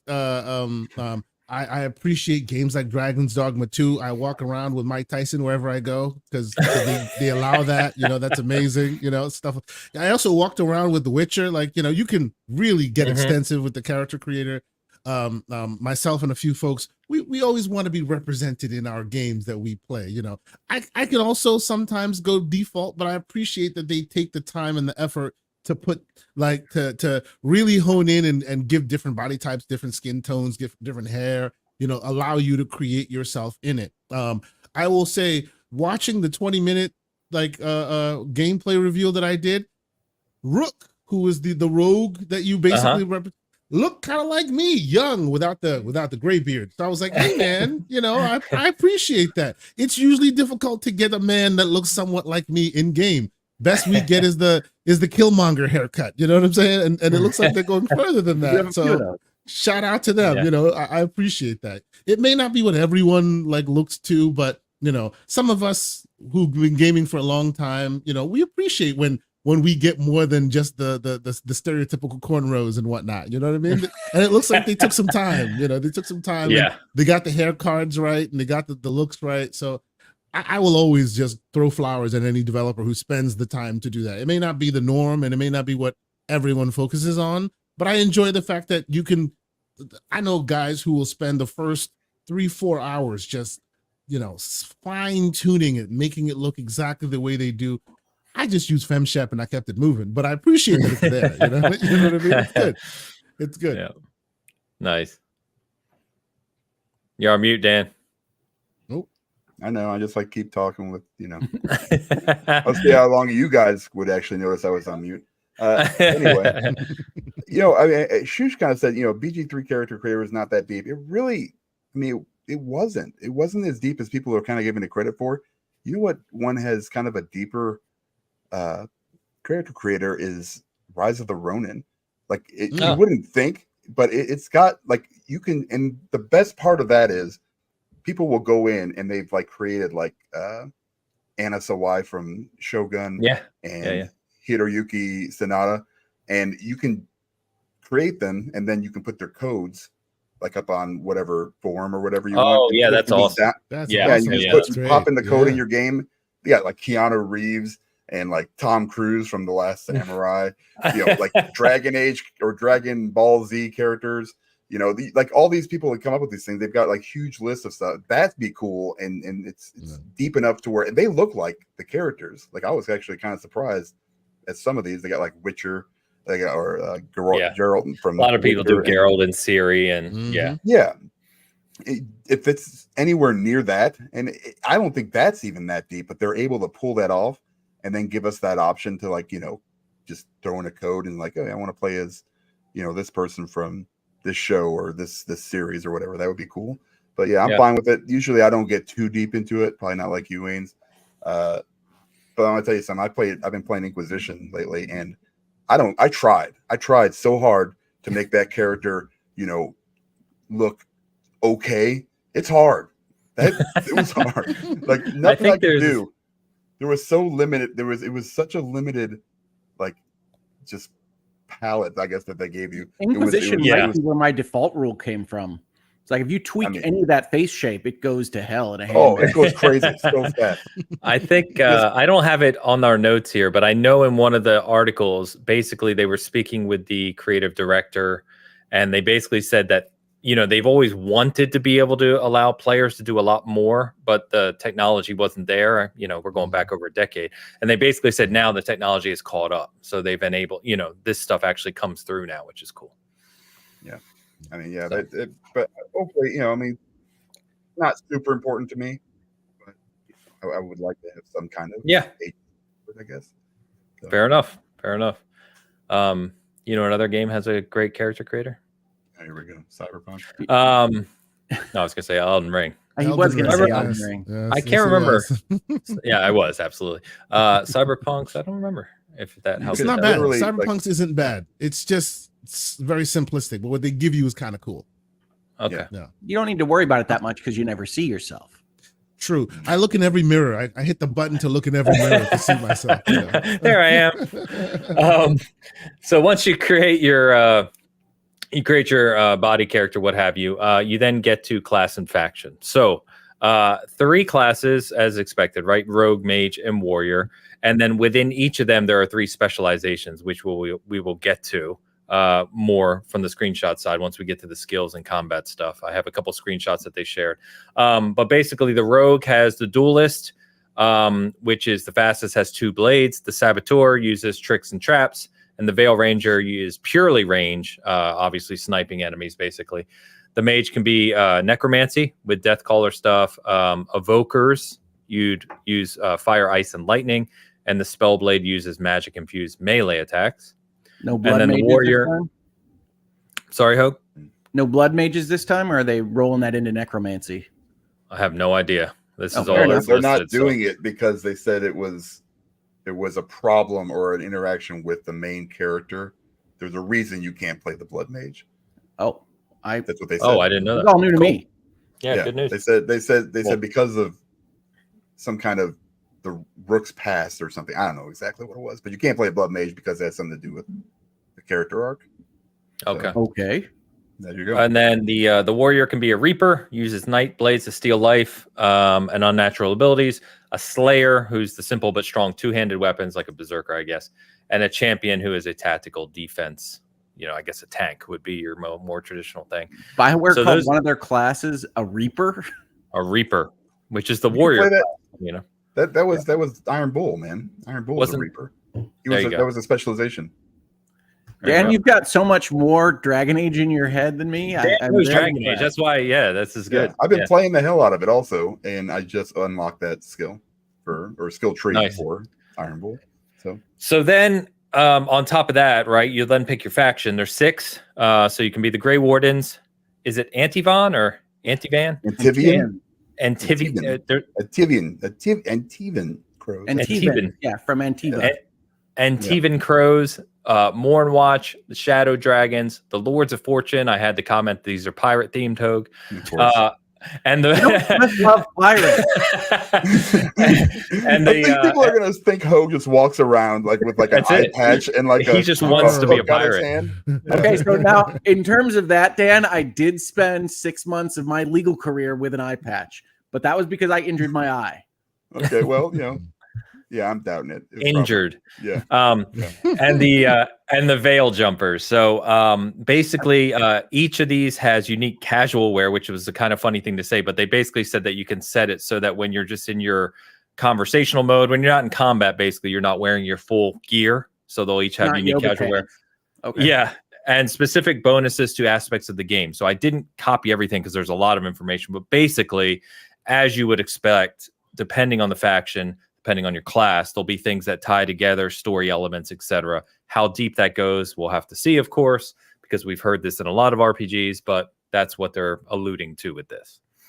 Well, my sincere hope on the entire Veilguard / Dreadwolf project is that they reacted to some folks that were disappointed with the plot and lore and RPG-ness of Inquisition and are focusing on story and what made Origins so great here. Now, I'm not hearing that yet. I don't know if that's part of this preview or not, but part of what I reacted to with that trailer was, for a first showing, it didn't tell me anything about what I should care about vis-a-vis the story, right? I remember when Mass Effect was being sold and it was about the exploration of space, and we didn't know about the Reapers yet, but it was about like what's out there, and not quite as esoterically as Starfield. And I would like to see more of what it is that we're going to be doing in Veilguard, when I think that 20-minute gameplay demonstration was very useful to them, but very much felt like the intro to Inquisition to me, which is like all of that we're seeing seems like it's essentially the crisis before we get into our pacing, whatever's actually going to represent our playing of the game. Mm-hmm. Yeah. They've talked about Solus being a key part of the story. I'm looking at some, and I'm looking at some quotes now of like, it's about the companions you build and building your team and those relationships and how you fight back and all that. But it's rather kind of dressing, right? We don't know what this is going to really be like until we probably get into the meat and potatoes of it. So, okay. It'll see, because some of these things, they can say, well, the story's really deep, and it's like, well, we don't know, right? Like, we haven't played it, so we'll have to see how it's delivered. So, we're not going to know that until the game comes out, right? No, that's what I mean. Until we really play it and experience it, like, this is all they really can show you. Because I think like stuff like we're going to get to of combat and abilities and skill trees, you can see that's tangible, right? I can say, okay, that's pretty cool how they design that, right? When you talk about the story's deep, it's like, well, what does that mean? You know what I mean? You have to experience that, and people are going to have different opinions on whether or not it struck the chord they wanted it to. So this is the biggest problem with BioWare's loss of trust, in my opinion, right? They were selling on the fact that their prior games had been successes, that they had satisfying stories for people, that those people enjoyed, and then you could buy the next one because this was a BioWare RPG. Whatever it is, I'm going to enjoy it or be satisfied by it at some level. And then they have Inquisition 10 years ago. They have Anthem. We haven't heard from him in forever. And they can say it's going to be deep. Our characters are going to be compelling. Everything's going to be awesome. And yeah, we can't take a preview's word for that. We don't know. Agreed. Yeah. Okay. So, combat, which I think has been a big question mark, especially considering the combat in all three games is kind of been different. And the game director, Corinne Bush, basically says that, it's been an evolution over the course of the three games already. And basically what they've alluded to here, I have a lot of quotes, I have a lot of things, so I won't ramble on with everything here, but basically they want to configure it as either as simple or complex as you want to be. So they basically said you can treat it more like an action game if you want, or you can go in and individually manage your own abilities and your companion's abilities and pause combat almost like a turn-based type thing. So there's a lot of commentary around this. I think as I read through this and you talk about, we want to configure it based on how the player wants to play, I don't think that's necessarily a bad concept or idea. My biggest thing in reading through all this, and we'll share, and I'll show some of the stuff on the screen, is I worry that it could end up being kind of jack of all trades, master of none. You know what I mean? Because you're not so focused on, you're trying to appease everyone. It's the old adage, right? By trying to appease everyone, you're appeasing no one. And I don't know how well this is going to be implemented, but here's some of the highlights anyway. Okay, so she gives some examples. So abilities like a Spartan-like kick from a warrior or a mage's firewall that deals continuous damage can add to the repertoire of combat options. Warriors can parry incoming attacks, staggering enemies in the process. Rogues have a larger parry window. Mages can't parry at all, but instead they can throw up like a shield, a bubble shield, basically, that blocks incoming damage. So we create that baseline to make you feel like you're part of the world. But the abilities, the strategy, linking with my companions' abilities together to perform devastating combos, that's where really the depth and the complexity comes into play. So you choose your companions, of course, and you'll gather those throughout the game, right? You can bring 3 with you, and then their skills can either be executed with quick select buttons, so you can basically just tell them what to do and they'll just go off and do it. Or you can do, like I said, the pause and play combat wheel style that I think many of us from the older BioWare games are more familiar with. And then as you build up your relationship, again, pretty typical BioWare here, what they're going for anyway on paper, you build up your relationship level, you can unlock skill points, which you can then put into your companions, and they have their own skill trees, which are like a watered down version of the main character skill tree. So let me put these up on the screen to give you an idea of what we're talking about. So they showed a few of these skill trees, and basically here, and sorry for our audio listeners, I am putting a couple things on the screen right now, but basically this is your main character skill tree. And so you'll start in the center with your class, and then you work towards a specialization. You know, there's 3 for each of the classes. And the way they describe this essentially as you look through this, and I think I have a better one here, is each large circle is a class ability. Each diamond is an actual ability, or excuse me, the large circle is your class. A diamond is a ability, like this wall of fire you see on the screen. Then you have the medium circles, which are major passives and ability upgrades. Then you have the small hexagons, which are traits. And then you have the small circles, which are minor passives and stat boosts. So basically throughout the skill tree, you're building your character in a variety of different ways with different skills and abilities and passives, etc. So, and then just like what Inquisition, just so you know. I don't remember very Inquisition at all. So yeah, it's not that dissimilar from it. So okay, it's got, you know, your diamonds, which are basically your main attacks, or then you've got the circles, which are the passives, and each diamond kind of had a smaller diamond underneath it with bonus to that action. Okay. And then they had up on top was just kind of a radial dial that, you know, you picked which skill tree, you know, like the Reaver or the Vanguard or your healing or your ice and fire and lightning and such. It's not that dissimilar. It's just, it looks like way more in depth and way bigger. Maybe you can get a little more specific than what you can, because it's kind of limited in Inquisition as far as what you can do. Yeah, so they said that they said if you, going back to the whole companion and combo thing, they said if you completely ignore your companions, they'll attack on their own, they'll use their own abilities, defeat enemies, etc. They have their own behaviors and they use autonomy. But as the plot progresses, they'll become more competent, and then you can use them in different ways. And so what they said here in this screenshot, I don't know, to me, it looks very busy, and maybe that's just because I don't know how it functions right now.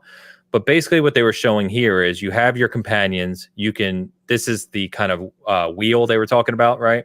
So you have your companions, you have their abilities, you have your abilities, and then it'll point to combo opportunities where you can do these kind of major, big, flashy attacks between your companions or you and your companions. So I hope that this becomes obviously more intuitive playing it. Like I said, it looks busy just looking at it, but I think that, I at least appreciate the ability to use the weapon or the ability wheel versus just full on like hack and slash. Because I much prefer more of a turn-based wheel approach. I just don't know how deep it goes based on these kind of screenshots. I mean, that's, unless I'm wrong, that's Mass Effect 2, right? Like that's that model, right? Yeah. Don't remove all hope from my life, Hogue. I'm not trying to remove hope. Mass Effect 2 has issues outside of what the window in the UI says. It does look busy. I don't think it looks that busy. I think it'll work just fine with like the right and the left side. I'm just concerned that the companions aren't going to be as effective as you would hope them to be, right? Like in Mass Effect 2 and Mass Effect 3, to some extent, they're not all that effective unless you're directing them. And I when they say they want to be everything to everybody, I get worried because you had to build your balance around something, right? So if it's an action game, Is that going to be just trivially easy if I'm min-maxing my various strategies and my combos or whatnot? Or if it's a strategy combo game, is it really not an action game and I can't do that at all? And that's just kind of a weird window dressing on top of what is a pause and play game. So I think that's a tricky thing for them. And I don't know how they'll wind up on that. But whenever they do these kinds of things, and I'm not talking about BioWare, I'm talking about developers in general, and say, you can parry and you can play it like Elden Ring, or you can play it like Mass Effect 2. As you said to start this, Ains, I say that doesn't seem like the easiest thing in the world to make sure is a satisfying experience for both sides. Yeah. I mean, real quick, I will say, and I've played less of it than many. Actually, I put a good amount of hours into it. Final Fantasy VII Remake kind of threaded that needle pretty well, I thought. That's the best system in RPGs. Yeah, they threaded it quite well. So in that world where they give those who want to stop and diagnose the battlefield what they need versus those who want to just play it as an action game, I thought both sides were satiated pretty well. So I'm hoping we get a little bit of that. I'll say this: the remake project has the best system I've ever seen in a modern RPG, but you cannot play that as a straight action game. Like bosses are going to eat you up if you're just ignoring the rest. Yeah, that's true. So there has to be some give or take here and there, but I like the fact that they're trying. They're trying to satiate both sides of the house. And yeah, there may have to be some sacrifices on both in order for it to be seamless. But hey, man, it's been 10 years since the last one. Y'all can forget about the old stuff a little bit. Let them try. In favor of trying new stuff.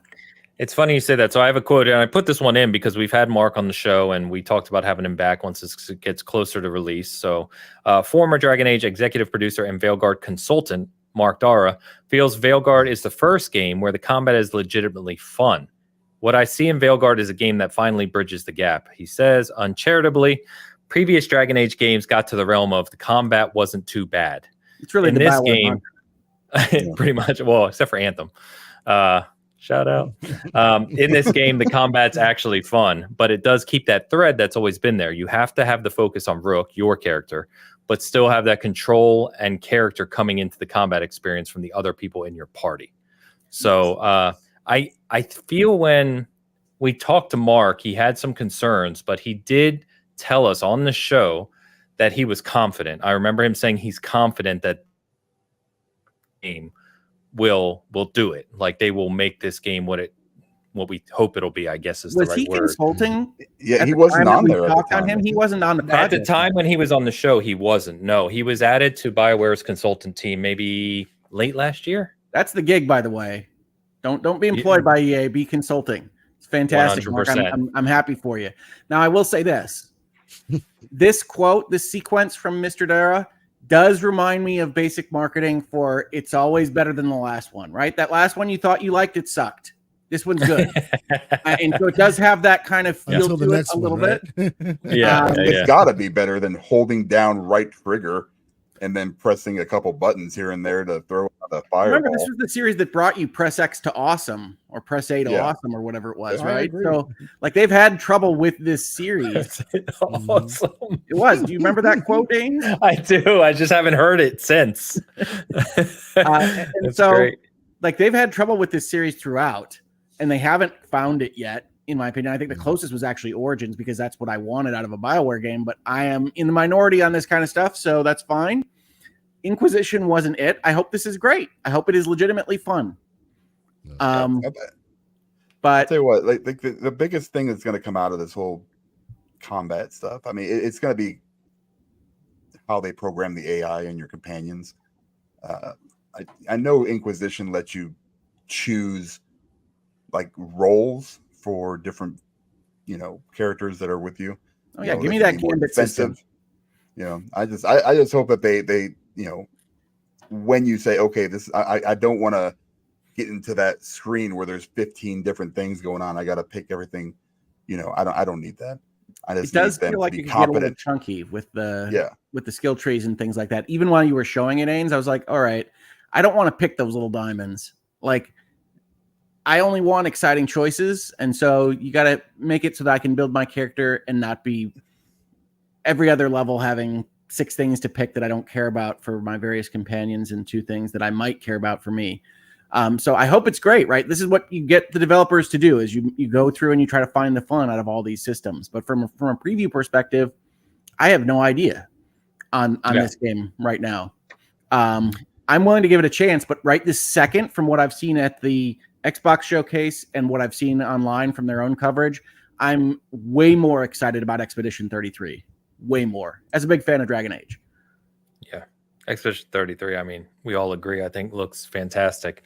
I'm really excited about this. I regardless of whether or not, like, maybe it's because I'm not a diehard Dragon Age guy. I really loved Origins. I enjoyed Inquisition.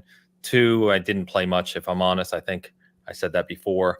But I, just as a kind of fun RPG type thing that I'll play, I'm excited about it. Whether or not it kind of hits all the, strides, or kind of people like Don is a diehard Dragon Age guy, right? But whether or not it meets their expectations is a whole different matter, especially after 10 years. You would think that the return of this expectations are going to be quite high. But the other thing I think is interesting here, right, is this really is the start of whatever BioWare is going to be into the future. And we know that Mass Effect, from what they've shown and told us, is next.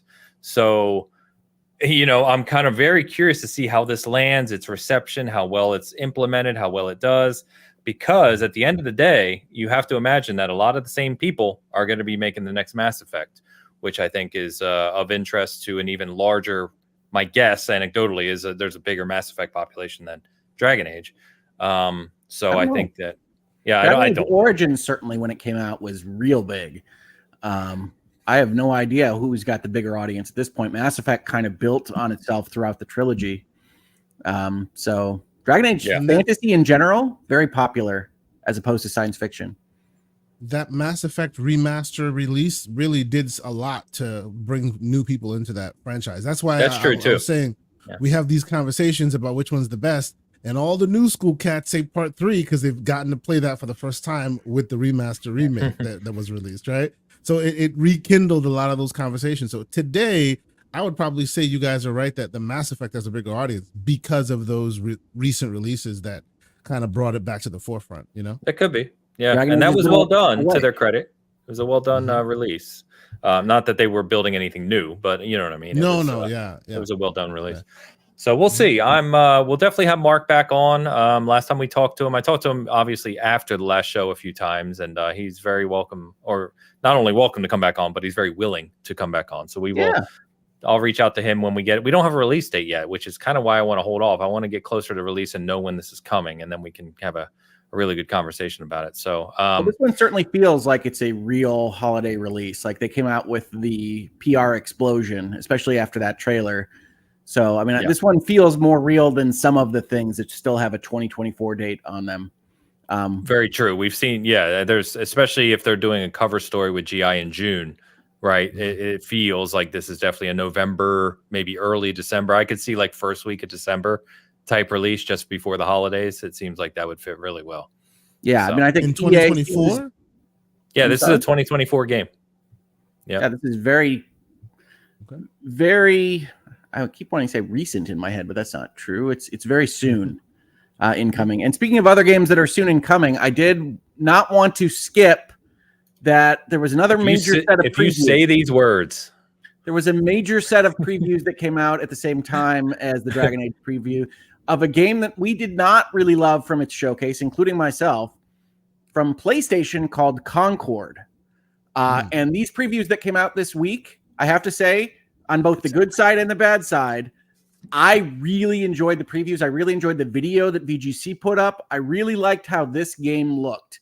I am now officially excited for Concord, and that should be added to your bad side list because every live service multiplayer game that I get excited about becomes the equivalent of Skull and Bones. But I thought, damn it, Hogue! I thought these previews looked amazing. It really does look like a 5v5 hero shooter type thing with Destiny shooting mechanics, which is what I hoped for. And I am very enthusiastic about this project and am very willing to pay the purchase price on entry to hopefully get a game that is supported, not just left to wither and die in free-to-play land. So if you didn't see these previews, VGC was the one I liked the best. Check that one out. But there are a number of them out online. Concord looks pretty darn good to me. That was a good segue. I didn't know initially where you're going. Yeah, no, it's good because we did want to mention Concord. I'm still on the wait and see approach. I know that Eric, who plays a lot of our competitive shooters at SG, is excited about it as well. We were talking about getting a group. I said, hey, of all people, Hoag's excited for this as well, which means we just get Dan and we can do this. No, Hoag is excited. Goodbye, game. Sorry about that. No. But yeah, we'll see. I mean, obviously, I think the at least the social media feedback after the debut wasn't great. But to your point, Hoag, the gunplay looks really solid, and that, as I said from the beginning, in this type of game, that's where it's going to live or die. Is how it feels to play, how fluid it is, how deep the mechanics are from a competitive standpoint. So I'm interested to play it. They're doing the beta if you pre-order in the next 2 weeks, right? They do. They have a pre-order beta, but they also have an open beta right after that. So don't feel Perfect. obligated to pre-order if it doesn't interest you. But I don't know if everybody else has the same experience as me, but sometimes I will watch gameplay videos and be like, oh yeah, I can feel how that will be fun just watching the video. And the Concord video stuff that I saw, I was like, yes, I would like to play that right now. So I'm very enthused about that game now. And I was not at all from just the little video and talking heads during the Sony PlayStation showcase. So that's a big shift for me on that, but we'll see how it goes. If I like something, it's Battleborn. Goodbye. By the way, the one thing that I am very hesitant of, which we've heard before, and you may remember Spartan Ops from Halo 4, was they said they're going to do the weekly, story drops?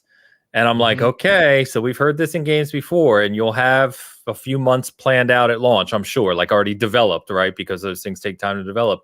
What's going to happen after that point? Be careful what you promise, because those are very hard. Unless that game is a resounding success, those types of things are very hard to deliver on. So no, and there are little bits and pieces of the previews that suggest you're right there, and that Travis would be eaten up if he were here, which is to say they were quizzed at the end of the previews from some people about how much of your live service team is dedicated to that, and how are you going to go from there? And they say, well, we have a number of episodes planned right now, but we don't have a formalized kind of approach after that. Done. It's already over. That's all I need to hear. It's already over. Well, I mean, it's a young company. But we'll come back to it. But I'm telling you, we've seen this before. And as Travis speaks to a lot, and I do as well, we talked about Diablo 4 having 3 teams, right? And being prepared at launch and already developing these seasons hand over hand. And that's the only way you're successful in this type of approach. There's no way you can. Weekly content's ridiculous. You know what I mean? Even if it's like a cutscene, that's hard to develop in a week's time. And if they're not fully prepared before launch with teams dedicated to that stuff, it's not going to last long. I guess I'm less concerned about that because it seems like it's the icing, right? It's not trying to sell you characters. It's putting them all in at the front end. Correct. Yeah, it's not the core of the game. Yes, it's these cutscenes and this galactic encyclopedia that they said they have to build the world out, which I think is great. I love that stuff. I'm a lore hound on these things, but if that were to dry up for a couple months or what have you, I don't feel like that would take away from what looks to be a good game to play. Gunplay looks awesome. And so I'm less worried about that than Travis might be. But I think you're right, Ains, that if it is as popular as they would hope it to be, it doesn't sound like the interview answers have them ready to go at the level that they would have to be. Yeah. Lorehound, you say? I'll talk to you about a game after the show. Oh, yeah? Is there something with good lore that I would just love? Dan, sorry, you were going to say something? No, I just say you almost need a year's worth of content done at launch. Yeah, correct. Finished. Where then you launch it. I mean, you just see, stuff. This is why I can't do live service. 1, I'm not good. 2, I feel like it's just going to die eventually. Anthem really, really, really messed with my head. I'm going to be honest with you, because that was probably my most excited that I've been for a live service game. And then just watching it just poop out at the end. crumble. It's like, it was like an old dog. You had to just like, it's like, God, I know I got to do the right thing here, but you know, they old yellered it. Yeah, basically what happened. It was so bad. But you know, I see even like Helldivers is down quite a bit. You know, Helldivers 2, you know, now, lot, yeah. and it's just, it's so hard to hit with these live service games, but everybody's chasing that carrot, which drives me absolutely bonkers because, you know, I don't have, gets me working on something else that's going to satisfy Dan, not everybody in the world that's going to pay all this. You know, we're money. dedicated to trying to satisfy Dan. I mean, that should be the, you know, that should be everybody's job. Really. So, question from me, being as I am not a hero shooter person, they had me with Overwatch when they promised the campaign and then they canceled the campaign, and I was like, okay, I'm out, and I never went back. I did like what Concord was showing as far as the interaction with when they first showed it. I know people were like, oh, this is not it, until they saw the combat, which, you know, you give me Destiny combat, you got me, because that is basically Halo combat. So excellent. Correct. Right. So that got and me it there. looked like it was between Destiny and Halo too. I mean, I don't want to, Sure. I don't work for this company. But if you go and you watch these videos, it does have a time to kill that is somewhere between like a Destiny and a Call of Duty and a Halo. Yeah. So that does give me kind of a spark to at least give it a shot. Right. I tend to be a person who likes to have a good story to get me through. Right. When they were doing kind of the Guardians of the Galaxy banter thing, I was like, that's interesting. And then of course, Ains, you're talking about the weekly drops of content as far as lore and story. I'm like, I don't know about all that, right? On the flip side of it, was it Xbox showed off Frag Punk? I haven't heard anything about that. Very stylized. I enjoyed the idea of the weird cards that would change the dynamics of the play field. As a person who's the outsider looking in, that seemed a bit more intuitive and exciting to me as a game you'd watch, I don't know, on Twitch or something, and maybe you could influence the cards that get dropped or something. You know, I thought that was a little more interesting, especially now talking about how it looks like the lore would be sidelined in favor of just the 5v5. You know, I'm not sure how that has fallen in the community since I don't pay that much attention to the 5v5 hero. Well, they don't intend to sideline it. I think it's just our experience having watched these things unfold. That if you had to put this together and do whatever patching you're going to have to do and whatever balancing you're going to have to do, that you can't anticipate in advance, that what would likely go to the end of the priority list are like these plans for weekly cinematics and things. Now, on the one hand, that's true. On the other hand, the CG artists are probably not the same people that are balancing the weapons. So we don't know how this is going to look. And neither does Sony, and neither does what is it, Fire Sprite? Is that the right? Which is kind of a problem, no? As we were just discussing, they need to have a year ahead plan all built out and everything before they even release this thing, or else the community will come for them, as we've seen many times over, right? It's possible. Yeah. I'm just enthusiastic about the possibility. Yeah, me too. It's funny you mentioned Frag Punk. I literally have access to play that right now, and I haven't played it. Shadow. It's taking all my time. But I did get into that. I hope to talk about it today, actually, because I don't think there's an NDA on it. Maybe I should double check. But I have access to play it right now. I don't know how long that access is open. So if it closes soon, I guess I better jump in and give it a shot so I can speak about it. But it's too late. I agree with you, Ains, if it said you're not allowed to say that you have a copy of this. Yeah, fair enough. We've made that mistake multiple times on this show. No, I am looking forward to that one. And to your point, I think that's one of those areas where it's sad but true, where you have to wonder about how this game is going to do for a live audience, which sounds weird, you know, especially to older guys like us. But there are games, Helldivers was one of them, which really kind of strike that social media chord and Twitch chord and YouTube chord, and that just blossoms their community, right? So we'll see if Frag Punk is something like that, because I think the mechanics of it are very interesting and unique. Whether or not it delivers it well, we'll see. Same with Concord. Cool. Yeah. So, where were we here? Where were we? Okay, so let's jump over and talk about. Actually, I got a couple of super chats real quick. Oh, you know what? I said we were going to bring up Adam's super chat during Dragon Age.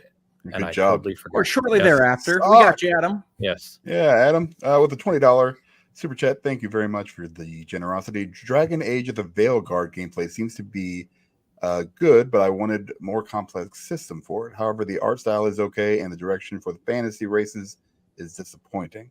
I like fantasy races to be human-less looking, but in my opinion, human-less looking, so less like just straight humanoid. Yeah, more fantasy. So first, Adam, sorry we got to your super chat late here. I think that's the big question is the how complex is that system? We've seen the screenshots, I've read about it, I gave you the details that they gave to Game Informer and other outlets, but until we're actually playing it and seeing what you can do with it or how malleable it is, we don't really know. I think the art style is obviously a personal thing. It's definitely different. When I first saw the trailer at Xbox, I would, like many, was like, okay, this is kind of odd. Wasn't doing it for me. Since I've seen the gameplay in motion, I think it looks very pretty. I think it's very kind of artistic and colorful. Whether or not I got to throw my word out, whether or not I vibe with that when I'm playing it, we'll see. It does look pretty. It's a little gaudy to me. Like you say, colorful. A little bit. It is colorful. It has a little bit maybe extra, but I don't mind anybody that says they like it or that it's okay. It certainly looks better in that playthrough than it did as part of the, like, what I call the Borderlands trailer with the big names and all the cartoony stuff. Yeah. It's gonna see how they walk that line. And you've said that well, Hogue, over the couple times we've talked about this game, is like, what are they going there for? Because it doesn't seem as grounded as something like Origins, obviously, but are they going to go in the complete opposite direction, which is kind of like tongue-in-cheek and goofy? You know what I mean? Like, I don't know how far they're going to go out there or not. So I don't know what they did with the Kunari, but damn, dude. I mean, I saw that. I was like, what is happening? I mean, that looks nothing. I mean, I'm used to like Iron Bull and Sten and the Aeroshock or whatever from Dragon Age 2. These huge hulking dudes, with like just gritty. They're basically like the Hulk, No, like a little TikTok Kunari. It's fine. Yeah, that's what it was. It was Kunari TikTok, and I don't understand it. I was like, it's a Kunari cosplay. Yeah, I actually think the biggest thing I saw from the playthrough that I think we can use as a jumping off point is the way that they have the art they've used for the demons. They fight like I think a pride demon in that playthrough, and it is much more of an almost kind of Disney CG movie, Haunted Mansion type looking thing. And I don't have a problem with that. I just want it to all hold together and not just look like Reno or Vegas or whatever, which I think some of the shots did look like with the gaudiness. So with the lights, the lighting. I'm hopeful. We shall see. Adam, thank you very much for the super chat. Appreciate you. Is that Polita HK? Wow. Hello from Cairo. Or HK is the nomination, I'm assuming. That's Krona, right? I don't know what that is. No clue. I'm pretty sure we found before that's Krona. Okay. Well, K is often ahead. I don't know that we've had any Egypt super chats before. Yeah, no clue. Look it up, Baines. Tell us what it is. A Hong Kong dollar? That's what it comes up with, HK. All right. Okay. Yeah. All right. Yeah. It does say there's the dollar sign there too. Yeah. Okay. That's awesome. Polita, thank you very much for hanging out with us from Cairo. I'm actually curious if you're still here with us. I'm curious what the temperature is in Cairo right now. Hopefully she's still alive. Yes. But Polita, thank you very much. Shout out to Seeds gifting 20 membership. Seeds, what are you doing, my friend? Gifted 10 bangers on the SG side. You're very generous, Seeds, as always. Thank you very much. Shout out to Seeds, who was with us last week and currently in remission. So we talked before about Seeds, having cancer resurface, and he had to sadly miss our LA trip, and meeting everyone like Asante and everyone else out there.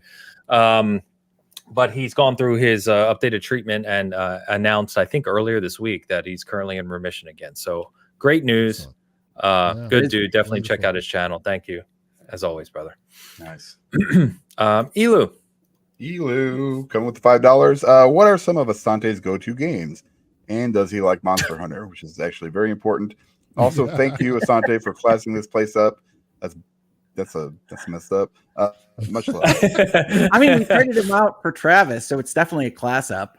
Oh, stop it. Don't do that. I would say these days, well, okay, it used to be my go-to game for all time. Used to be Halo MCC. It just was. Like I've played that game. Quality individual right here. From beginning to end, I've played that game probably 100+ times, like ridiculous. Just and not even the multiplayer, just the straight up story. Like I'm a big Master Chief story guy. That collection is just incredible. It's just great. By the time you get to the end, you forgot what happened at the beginning and start all over again. It's amazing. It's really good. But I would say these days with content creation and the show I do and all of that, I have found myself and this is kind of inside baseball. I find that we make more of an impact with the indie developers, the people who literally eat off of the money you give them. So I've been playing a lot of indie stuff, like a lot of indie stuff. I really love Animal Well has taken my life. Like I play that so much. Fading Afternoon, I'm like almost 150 hours into that game. It's so good. Wow. And you know that when you make a sale, the person who gets that money literally can make another game because of it. It's not the big conglomerate and whatnot. So yeah, I tend to play a lot of the Cookie Cutter. I don't know if you guys have heard of Cookie Cutter. I had the developer, an Italian developer on my show. Very weird. These are the games that are not, the corners aren't shaved for mass consumption, and sometimes it gets a little risque, but it's like such an expression of what they want to put out there. And it's really, really cool and interesting. So I tend to be playing lots of indie games. I love the small 10 most man teams. My game of all time that I've loved forever has been Jet Set Radio Future. Nice. So, Bomb Rush Cyberpunk. If you haven't played Bomb Rush Cyberpunk, it is so good. It is literally they studied Jet Set Radio Future and they made Bomb Rush Cyberpunk. So whenever possible, it's on 1 or 2 handhelds. I'll jump in there and spend like 3-4 hours playing that as well. So a lot of little indie stuff I like to play. That's awesome. Love it. Yeah, I do love that. I think it's a good shout out too. And I love, we've talked on this show about, all the complaints, to Dan's point, complaints about live service and AAA game development taking several years and way too many, hundreds of millions of dollars, and launching broken, all these other things where it's like the indie scene right now is just thriving. There are so many good games, so many good smaller teams, developers. And as much as I didn't really love Summer Game Fest show, one thing I did give him credit for is the fact that he did highlight quite a few of those, kind of just obscure, not obscure maybe, I'll but be playing that Bean game when it comes out. I'll be playing. You'll have Dan's most anticipated game. I'll be playing that for sure. Killer Bean. Killer Bean. It looks good. Now I have questions on is that really a bean, but that's a whole different conversation. Looks like a chicken nugget, dude. To me, it looks like that. Everyone has different takes on that one. There was a game in the 80s or 90s where you were like a goldfish spy. It's James Pond. Come on. James Pond. Yes, I'm sorry, Aiden. Come on. Classic. That's a classic EA Genesis game. James Pond. Or Mega Drive if you're in Europe. James Pond. Oh man. Great names too. I can still picture the cover art and everything. All right, so another core question. We've asked you Mass Effect. Another core question on this show and Anthem is Monster Hunter. Where do you stand on Monster Hunter, my friend? I need a Sherpa from Monster Hunter. I have almost all of the Monster Hunters. I do. I love spending 30 hours on just one weapon to realize that no, I want to try the other weapon. And then I spend 30 hours in that one. Because as you all Monster Hunter gamers know, the weapon matters most. Right, it is the whole game. It really matters. It really the weapon class you choose matters most. And I always feel like when I dedicate my time to just this one, that means I'm missing out on a whole swash of the game over there. You know what I mean? So I end up, it's kind of like character creator. I end up spending too much time just picking the weapon. I wish it is what it is. It's a single player game that requires multiplayer to really like get it to where you need it to be. I think the last one I played, I actually will try Wilds when it comes out because it does look very interesting to me. But it's one of those games like your Elden Ring, which, by the way, I just reinstalled. That does happen when you're on this show. Yeah, I reinstalled it. I just reinstalled it. It's one of those things where you see it, you by osmosis take in all the excitement, and you just want to try it again. Yeah, I can't tell you how many times I have finished a Bitcast and gone and slammed my head against Elden Ring for a couple hours. There you go. So that yes. Although, I want to love Monster Hunter more. Yes. To my credit, I have told Hogue in our Bitcast DMs, like, go play something you enjoy. Don't waste your time. Yeah. See, I'm gonna take your advice on that and just kind of work around the edges, because that is me, you know, Grazer. There are certain games that I will definitely be like, okay, I'm playing this for like 6 months, right? Yeah. I may touch it every once in a while. I'm playing it for 6 months, and then there are games that I critical path it. And clearly, Elden Ring is something you should not critical path. So I'm going to try putting that to it and see if that, you know, because my podcast partner, Everborn Saga, hates these games, played this game, finally became the Elden Lord, holds it against me whenever possible. So I have to try it again. Ains does have like an early player's Elden Ring guide, which is very useful. Beginner's guide. Yeah. Funny enough, I no joke, I gave my son the link last night. Okay. I will definitely read that. 100%. Yes. I'll DM it to you, and not, you know, obviously self-promotion aside, it actually did very well. And I think it's because there are like several key items you can miss at the beginning of the game. And I will stress, the only people that beeline this game critical path are people who are extremely experienced. Otherwise, you're going to bang your head against a wall. You can make that game far, far easier on yourself and more fun because you discover the lore and everything else, right? So I should be clear. I've played Elden Ring for about 80 hours. I have. Like when it first started, and we found a farming spot. We were farming our butts off just to try and get XP up and all of this. But I feel like I need to disconnect that from it and start from scratch. So I literally installed it onto this guy while we were talking. I will give it another shot from beginning. I look forward to reading your guide.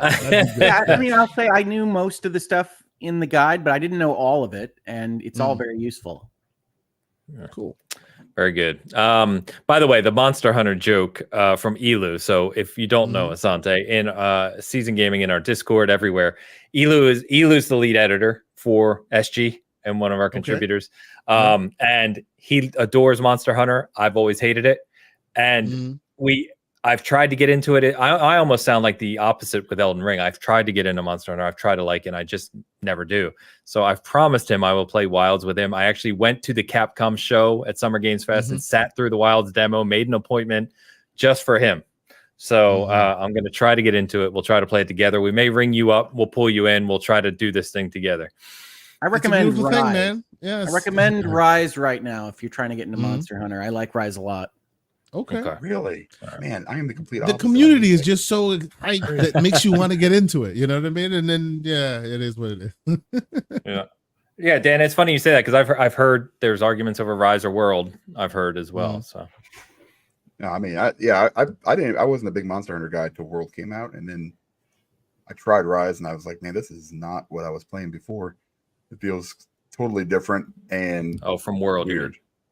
Yeah, from Worlds, gotcha. Which is fine. You know, I mean, whatever is clever. It was a Switch game at first, wasn't it? It was. So yes. It just felt like it was a Switch game to me. But you can get Rise on the Steam Deck if you want to play it with. You can get on everything now. Yeah. But cool. It's always on sale, so I've been tempted every once in a while. Elu, thank you very much. Sard with a member comment.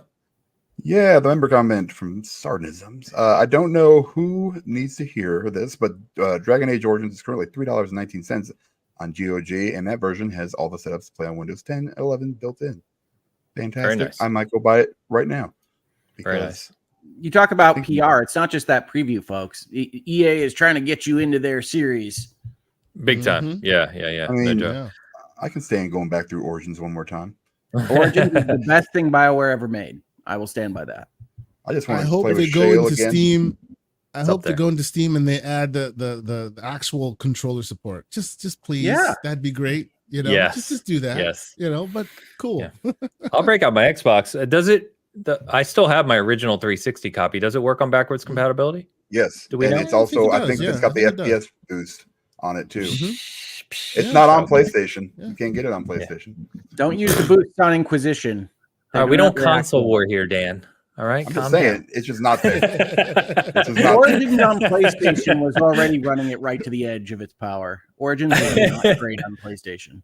Yeah. Thank you, Sard. And also, I'll shout out that Sard has an article going up tomorrow called "The Cozy." Wait, damn it! What was the title? The best cozy masterpiece you've never heard of, something to that effect. But it's a cozy game that she swears by, and wrote a nice article on it. That's going to go up tomorrow as well. Now I'm curious whether I've heard of it. Sardanisms. Oh, well, there you go. You have to find out.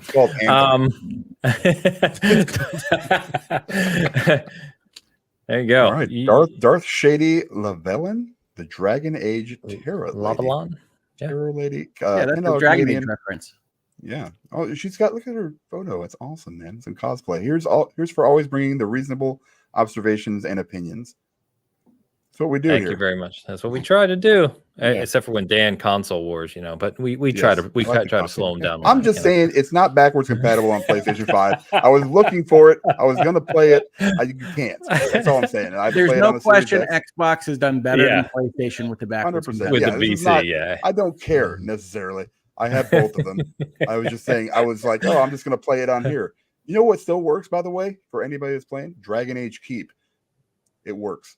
The old website where you could go in and put in all your stuff from Dragon Age Origins, all your stuff from Dragon Age 2, and then import it into Dragon Age Inquisition. You can still do they left that up this whole time? It still works. That's hilarious. Yeah, it still works. Cool. I did it the other day or when I started it. So that's hilarious considering the fact that right now, if you go into Origins and you try to get the DLC working, the website you need to log in to get the DLC working is broken. But Keep still works. Keep still works. No one's looking at those things. You know that. No, that doesn't matter. It's fine. Thank you very much, Darth Shady or Shoddy. However, I would assume that's Shady. But yeah. Thank you very much. All right. So I want to touch on the Xbox cloud gaming piece. So, we've talked extensively. I've written a bunch of articles about kind of the technology behind the scenes. But they announced this week formally that they've partnered with Amazon to make Xbox cloud gaming available and open to people who simply own an Amazon Fire Stick. So I would assume, and it's great timing to have Asante on here. If you don't know, Asante is a very, very technical-minded person. He can speak much more intelligently to this and answer any questions than any of the three of us could, for sure. So basically, as far as I see this, right, they're just opening up an access point to another device. The fundamental behind the scenes, nothing's changed. You just connect to your Xbox account and play it through a Fire Stick. So I guess what I just wanted to kind of bring up is, one, raise awareness that this is out there now. So it's a pretty cool feature. I can download it right now. You can do it right now. Yes. Now, hold on real quick. Do you need a specific Fire Stick? Because I know with Stadia, you could not. You probably do. You do. I think it's from just 2023 and on or something like if you check the thing, they'll tell you the older Fire Sticks, the Bluetooth radios and the Wi-Fi isn't up to par. So the newer Fire Sticks is where they officially support it. So if you go to the App Store, depending on what Fire Stick you have, it has it available. I mean, I will tell you, I've had it running on my Fire Stick for some years now. It's basically Android. You can side load it if you so choose. It's not really any, but now it's officially on their App Store. You can kind of, do it. I said Stadia. I meant Luna. And Luna. I guess my other question then, Asante, is can you use the Luna controller, which is an underrated controller? Any controller. And it's amazing. As long as it's Bluetooth, I would presume, right? Any Bluetooth controller, yes. And the Luna controller is great. No, it's not Wi-Fi. Well, Luna is Wi-Fi, but yes, Luna's was Wi-Fi. Stadia's is as well, but they also have Bluetooth radios built in. So when they were done and when they closed up shop, they disabled the Wi-Fi nature and turned on the Bluetooth so anyone could use it like a normal controller. So yes, you can use, as long as you Bluetooth it to your device, you can just use it as a standard controller, which I have to say is really cool. You can even use your PS5 controller, your DualSense controller. I use my Pro controller, but nobody likes me on that.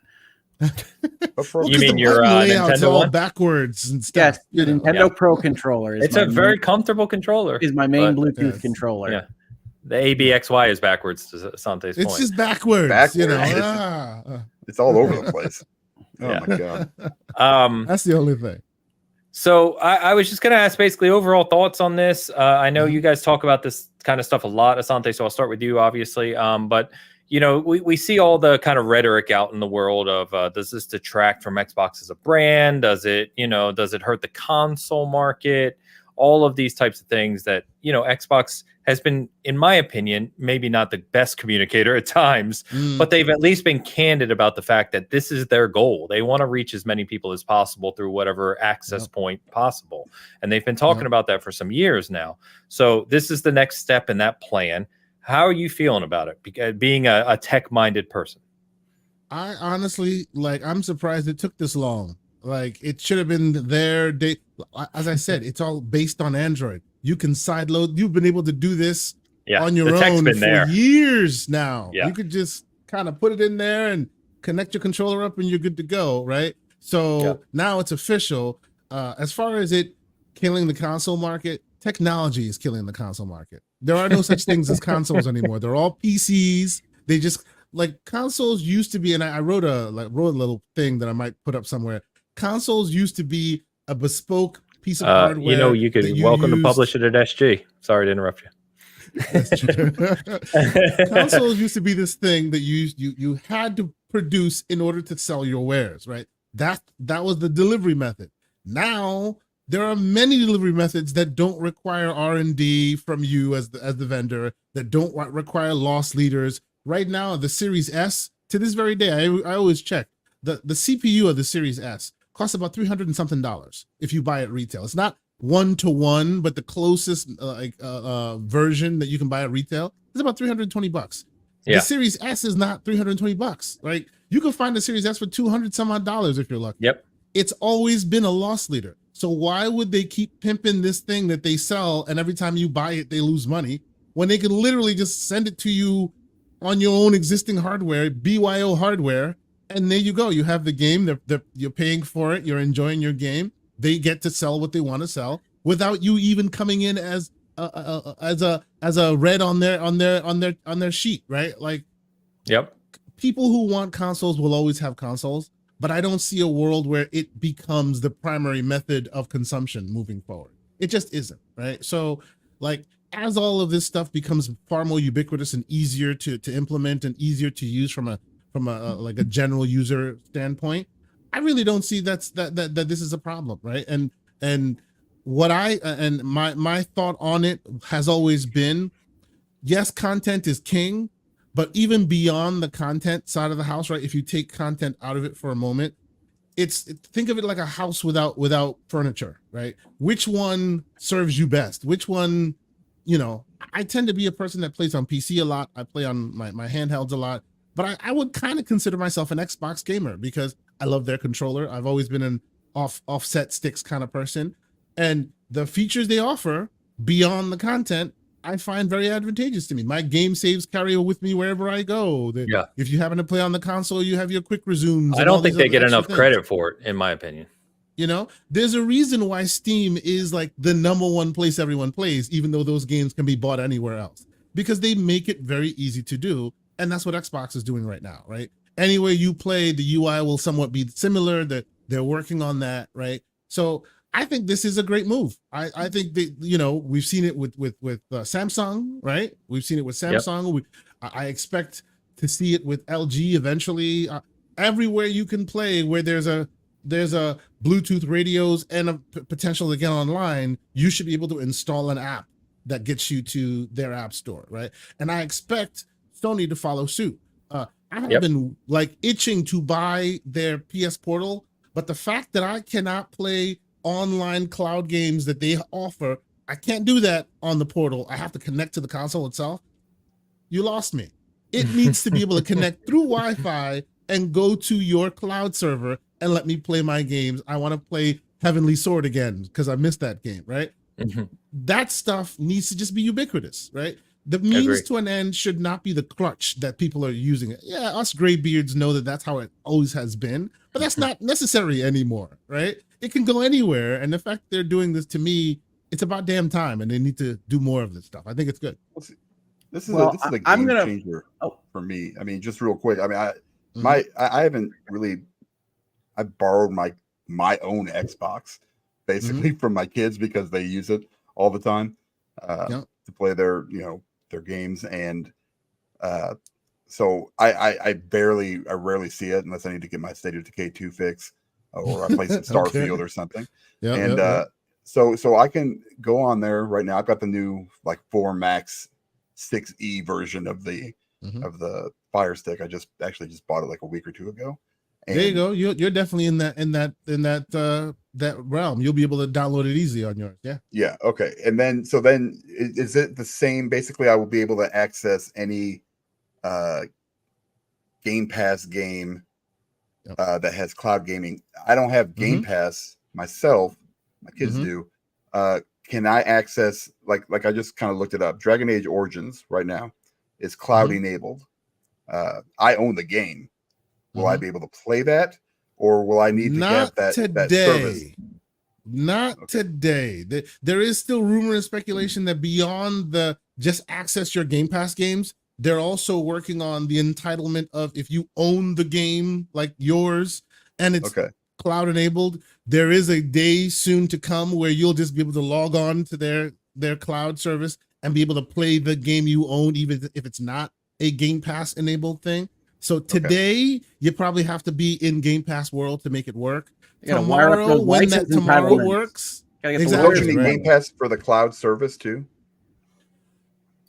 Today, they are working on making that, opening that up a bit more, so that there is a world where you like not every game is cloud enabled, but the games that are cloud enabled, you should be able to have access to whether you are a Game Pass subscriber or not. Like for example, Fortnite. You can play Fortnite right now without even having a Game Pass sub. You, as long as like, I think that is their canary in the coal mine. That's how they get you interested. You go in there, you enable the app. If you don't even have a Game Pass sub, you can just play Fortnite, and it just lets you play Fortnite, right? And that's how to kind of entice you in. I think it's a great world that we kind of have. It's Netflix. Who has ever complained about where Netflix lives from a hardware perspective?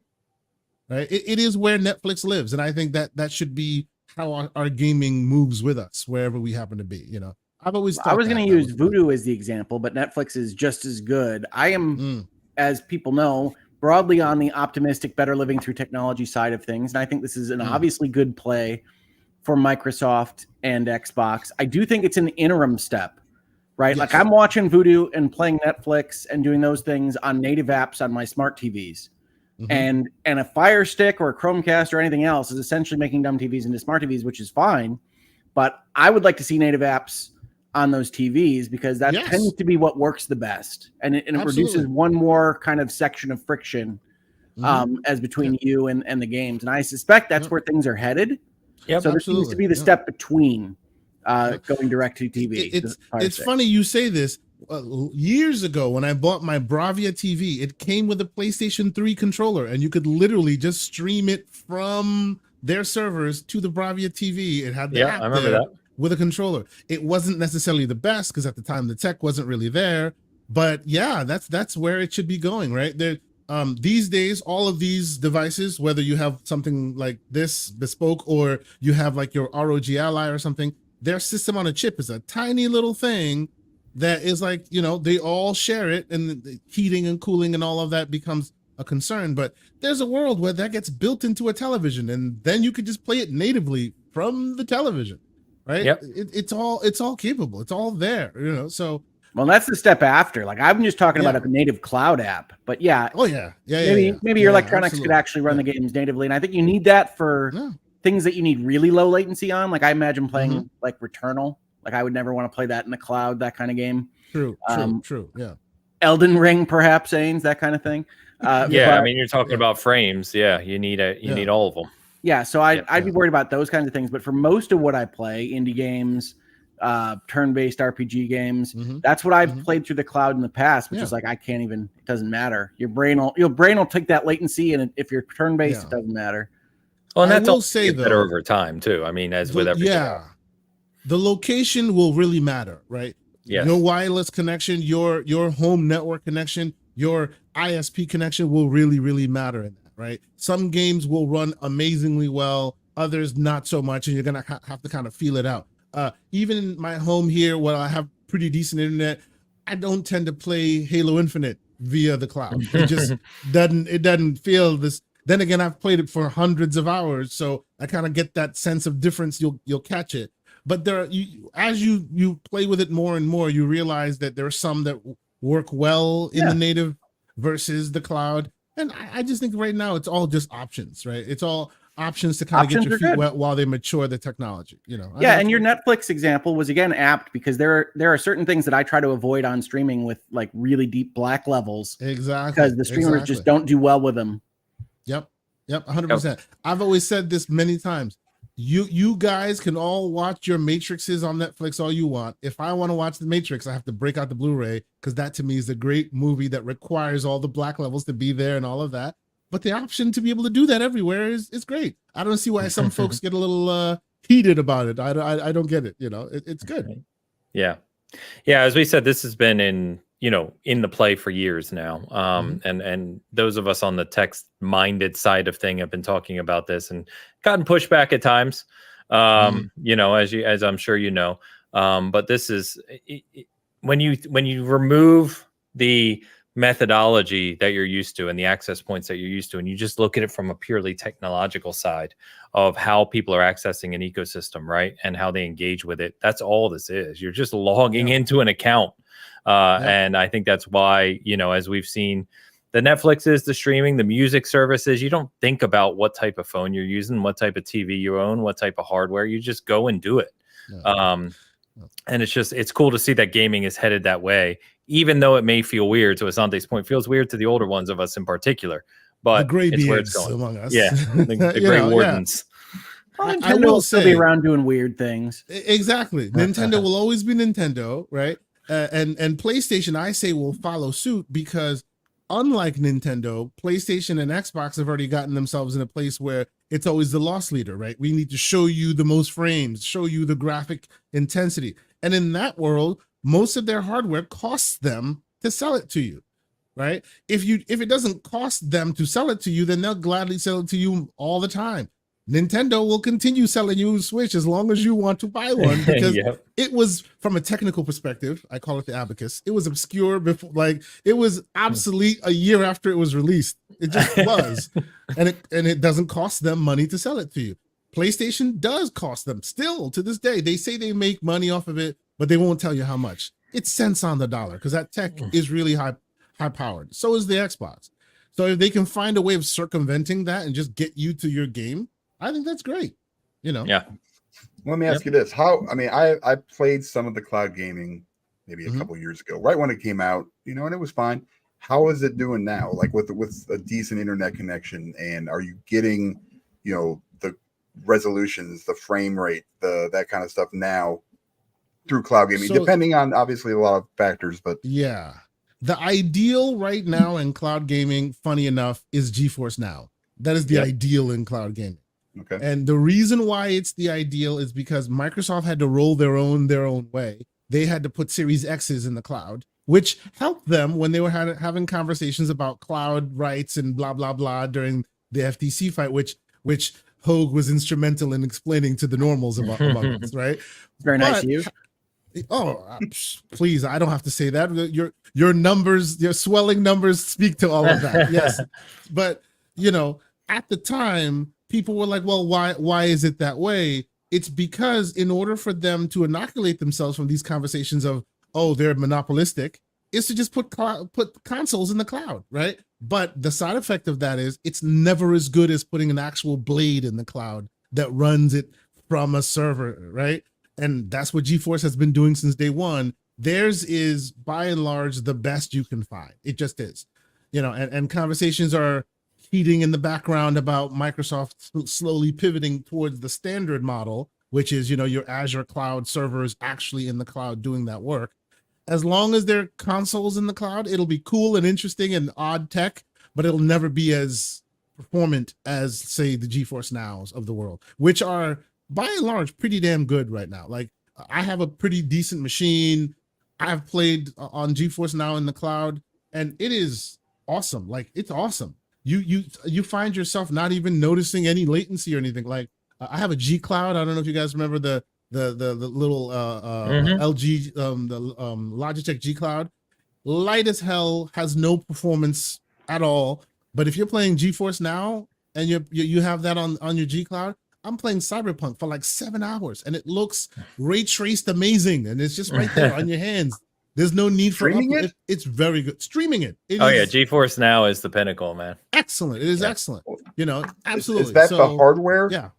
That's doing that, or is that something else? I don't. It's basically. I don't know anything about this stuff, so no, I'm just curious. It's basically like full-fledged hardcore PC hardware in the cloud, which is a room full of computers, which is the cloud. That room, right? So you connect to the source of it, and it's not spinning up a console in the cloud. It's spinning up a full beefy 4090 level machine that's just streaming to your screen, right? So you can get all the benefits of that hardcore hardware, and you have this very light, very interesting, cool little handheld on your hands, and you're playing your ray traced awesome. I think I finished Alan Wake 2 on that thing, and just on a small screen, and it just looks glorious because all that hardware without any of the actual local rendering, you know. So it's ready for prime time. It just depends on how they work it out in the back end, and I suspect Microsoft will go that way sooner rather than later, you know. So could I get, say, State of Decay 2 running at 60 frames on the cloud gaming right now? Absolutely, yeah. All right, absolutely. I'm sold. All right, that's it. That's all you got to say. You're not talking anymore. And Dan's out for the episode. I got like literally right here. All right, I'm at CD Keys. I'm going to buy a month for like $6 or $7. I would suggest you try out GeForce Now. If you've never tried it before, give it a shot. You know, you hear GeForce get that on big PCs. Yeah, can I get that on my Fire Stick? Yes. GeForce Now is everywhere, just like Netflix. Well, I already bought it now, so. But the point is, play around in those waters a bit. You'll find that it's actually more advantageous, and it gives you more options than you would have initially thought. And they're getting better all the time, so it's good. Yeah. All right, fantastic. So I think again, you see why Asante was the perfect guest for this this conversation. Yes. So actually, member comment from Shoosh. Petition to make Asante a permanent Bitcast member. Oh, come on now. I would if I could. You're making a black man blush. What are you doing now? Calm down. No, I joked. Asante and I joked. LA was the first time we met in person, and really, really enjoyed each other's company. And I told him we got to do more content together because, absolutely, as you can see, now you see why. He's a pleasure to speak with. So. All right. So I was going to quickly mention, I know we're running long here. I was going to quickly mention Space Marine 2. You know, we got the overview before last show, but there was a behind the scenes that IGN did with Focus Interactive and Saber as well. And I'll just say, I really like how this game is shaping up. It looks fantastic. I like the options they're doing with multiplayer. They have kind of this co-op, not only campaign, but they have operations, which is like a co-op kind of horde-ish mode where you can level up and customize. It just looks to be a really, really cool, fully featured game. And it's been delayed a couple times, so they're spending what feels like the right amount of time on it. And then, of course, Hogue did note to me, because I did miss some news this week, that they canceled their beta with the quote to focus on making sure their launch is perfect, which, you know, Asante and I working in the development area both had a giggle of, well, that's the opposite of what you want to do to make sure that you launch productively. But let's assume for a second that, you know, this launches well. It's looking like a bang up game. So it comes out September 9th. They are doing the whole 4-day early access thing if you buy the Gold or Ultimate Edition, which is September 5th, I believe. But anyway, I'm looking forward to playing this one. It looks like Warhammer Gears, and I'm always down for that. Yeah. So, game looks amazing. 40K, baby. Yeah. Looks great. Looks great. Game looks amazing. I get worried when they cancel the beta over the summer. Me too. Because it feels like it's coming in hot. Like on the outside, don't know, of course. But you do say, all right, you're early September. That's not a lot of time between now and then. No, that means the game should be done right now, basically. And it got delayed a big long time from, I think it was originally releasing like last year. Yep. So I hope that it's coming together. It certainly shows very well. I'm interested in playing this game. Yeah, no doubt. I'm ready for it. But you can be a little worried. If they're going to have these giant hordes of Tyranid that are just going to be flying down, you know, that's the big thing.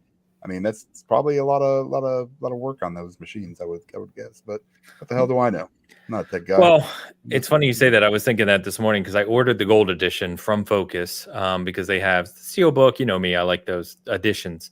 But I ordered it for Xbox, and I'm thinking, damn it, why didn't I buy this on my PC? Like, this is probably a game that's going to be, would take advantage of that. So I may end up buying 2 copies for all I know. But regardless, we'll see. I hope it launches well. Looks great. And again, that's September 9th, September 5th if you buy the Gold or Deluxe Edition. We have Mr. Runkle of the Bailey in the house. Hey, Ian. Ian with the super chat. You talking about was it that game that Hogue likes? Ian Runkle with a $10 Canadian. Even if he can't be permanent, petition to take Travis's tie and give it to Asante. Speaking of that game I like that Ian and I argue about, Immortality from Sam Barlow. One game we haven't mentioned in the past couple of weeks that I think we should have because it's an enjoyable game is Still Wakes the Deep. Oh, yeah. Yes, that's true. And one of the creative directors on that game apparently is going over to Sam Barlow's studio to work on what he is calling Project D. So Half Mermaid, that's Sam Barlow's team, has two games that are currently being worked on. Project C, which is what we saw from the Blumhouse presentation at SGF, and is working with Cronenberg, and Project D, whatever that is. And Still Wakes the Deep is the game from the Chinese Room, which I always confuse with Frictional because they kind of passed off the Amnesia series between the two companies for a little bit.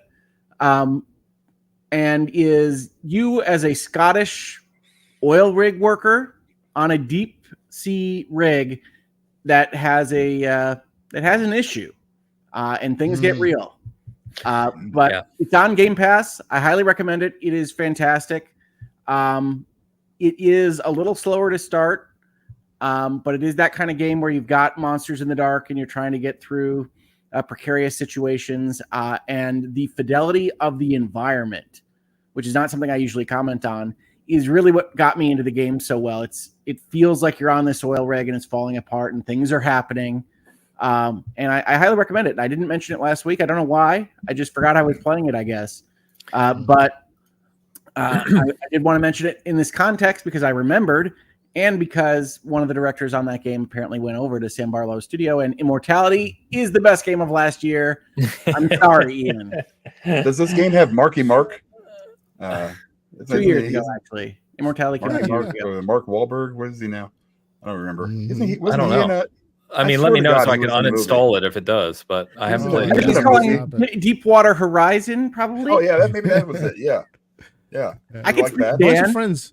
Bunch of friends that are playing this game telling me it's amazing. They I've heard good things. It to The Thing and 80s vibes, and it's just really, really cool. So yeah. The events on this oil rig are very well represented and do have some of that Thing vibe.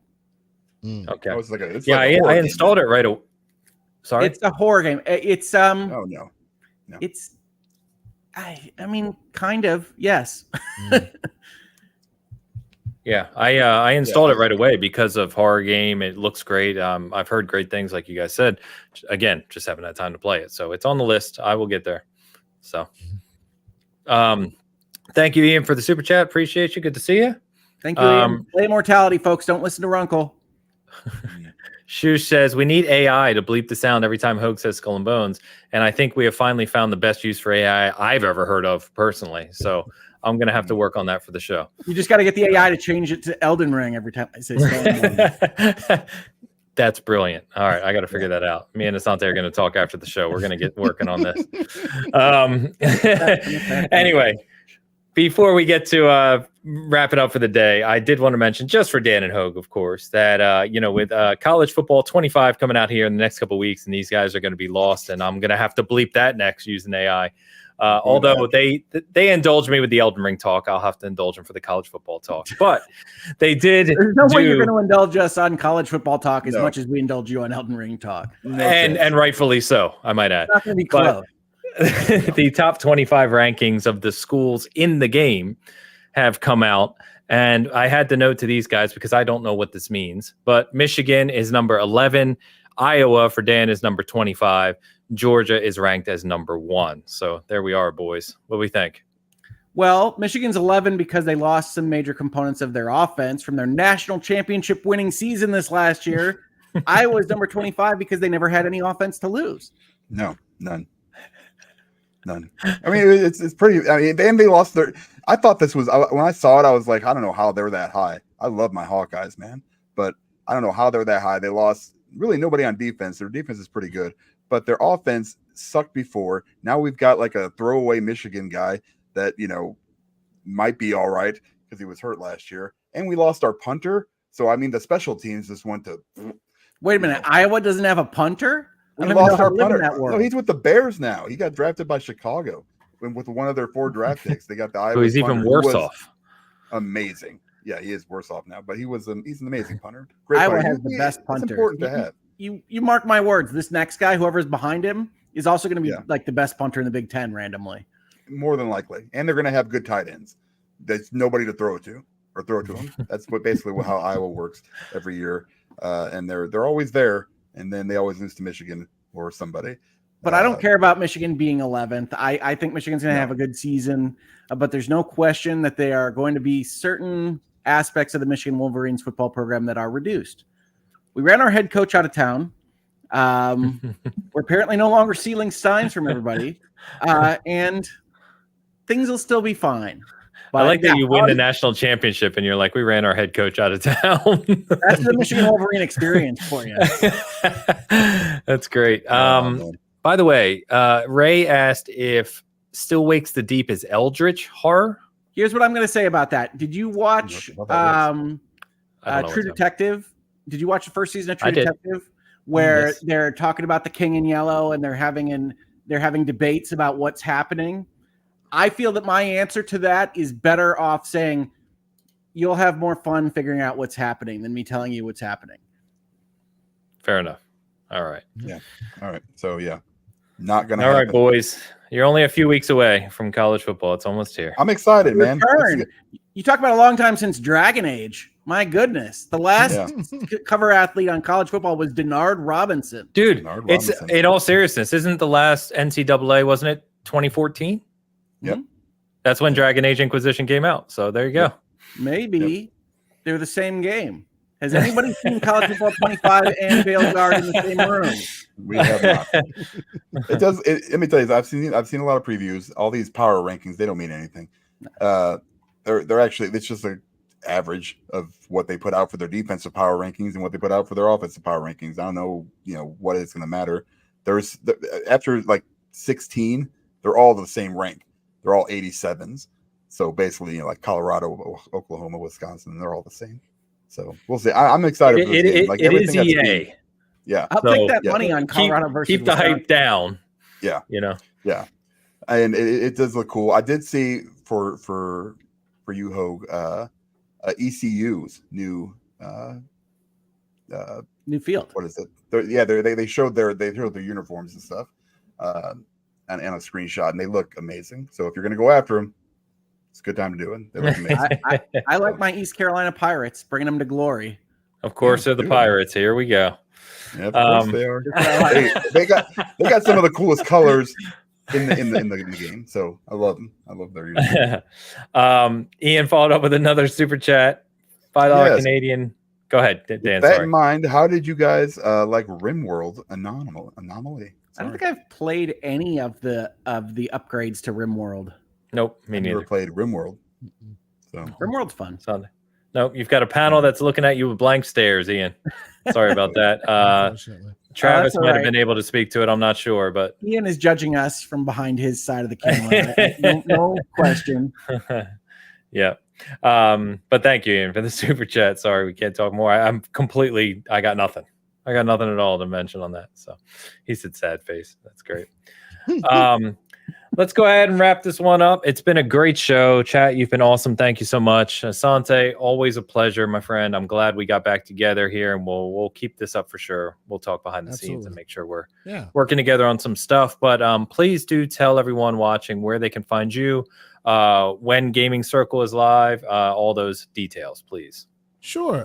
So thank you guys. This is my second time on this show, and I always feel so honored to be here. As I say, you guys are part of my Sunday rotation. I always enjoy listening to you folks.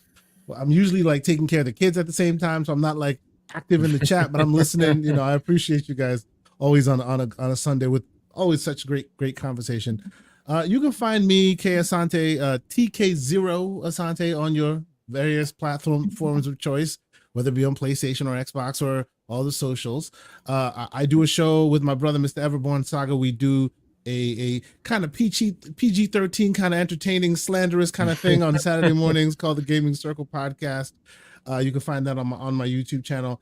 And on Monday nights, I do a show with John Wolf, another one of my friends, and we talk more PC gaming and gaming handhelds, and we answer questions from the community. More tech focused. Exactly. People who are curious about, certain aspects of it, you can come, you ask your questions and all that. I will say we've also started a little initiative, just a little something, because so frankly, I'm going to Germany, I'm going to Gamescom, and they go, you know what, you need to have a website. So we built a website called thegamingcircle.com. It's a small little thing we just started. So, folks putting some articles up, folks talking about various things that we don't usually talk about on the podcast and whatnot. So a bunch of our community members are putting up things like reviews and games you should check out and things like that. So it's been kind of fun little side project we started working on. Nothing as seasoned as seasoned gaming. We walk on the shoulders of giants, ladies and gentlemen. But yes, we appreciate shoulders of little people. No, not at all. Not at all. Seriously.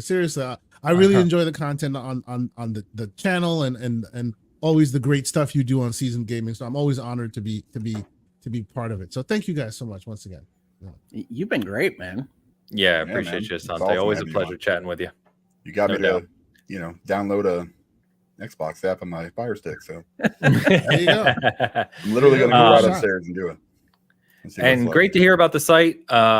Safe to say, over the 8-9 years now, I've learned a lot of tough lessons with developing a site and running it. If I can ever be of help or commentary or anything, I'm here. Right now, it's just a cute little blog we're working on. Nothing serious right now. We're just something on the side. Say that for now. Nothing to scream home about for now. We shall see. How we go. I have a feeling there was a time Ains might have said the same things. Season Gaming started as a one-page blog. It absolutely did. Only me posting random thoughts. Yes. And you should have seen our reviews early on too. It was like a few paragraphs.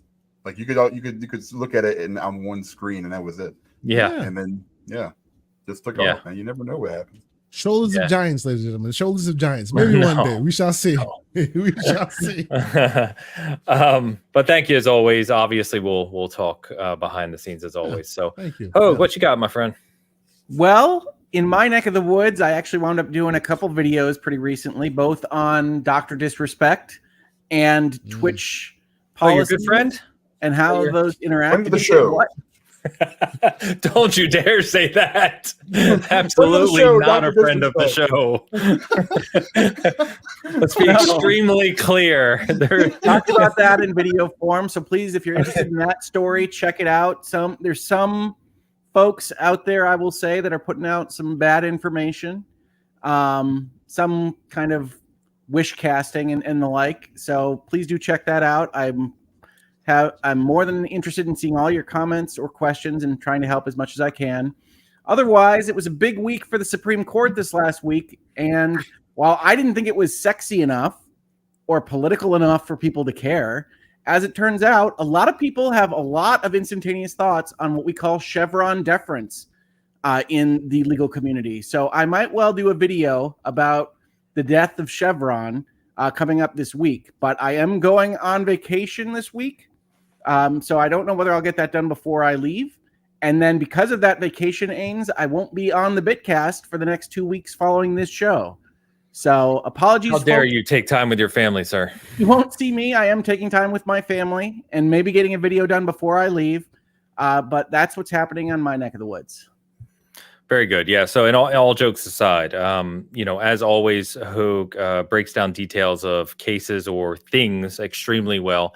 I am actually interested in all seriousness. We haven't talked about this offline, but the Chevron stuff is interesting because what we're seeing, right, is decades worth of precedent removed or, abolish. I don't know what word you want to say, but I think changes like that are significant and people should be more aware of them, which is what you do well. So good credit to that. In terms of Bitcast the next couple weeks, and this is for our audience as well, and our audio listeners. Actually, not sure. We need to catch up with Travis because he's off this week, obviously. We need to catch up and talk about this because we're on that Bitcast 298 right now. Obviously, we have 300 coming. We're going to wait, obviously, for 300 until all four of us are together. We're probably going to do a fun trivia show or something like that again and celebrate a little bit. So just stay tuned. You know, you follow Bitcast, follow the channel. We'll keep you updated as to what the next couple weeks look like, and we'll figure that out. Please promise me you'll wear a wig again. That'd be amazing. Please promise me. Please. I want to wear a pirate hat. Not a pirate hat. When I put that ensemble together, people like I went to Goodwill and I bought that suit that looked like it was from the 70s, and yeah, that was fun. It was fun. It was amazing. I think we still have, no joke. Do I still have the clips of like the laughing? Good audience. Yeah, that was a good time. But anyway, stay tuned. We'll let you know what's going on with that. On the season gaming side of the house, a couple things real quick to mention. So we have the roundtable of Shadow of the Earth Trade coming up. Stay tuned for the exact date and kind of people that'll be involved in that. We do have a Hogue probably will not be on it, but that's okay. The First Descendant, which is the upcoming shooter we talked about last week from Nexon. Steve did the coverage for us for that. It comes out actually in a couple days officially. And our preview, it's a detailed preview. It's more like a review, really, is up for that. You can check that out with a bunch of details. I have another Soul statue I need to unbox and do a video on that's been sitting here for weeks. I just haven't gotten to it. So hopefully I'll do that soon as well.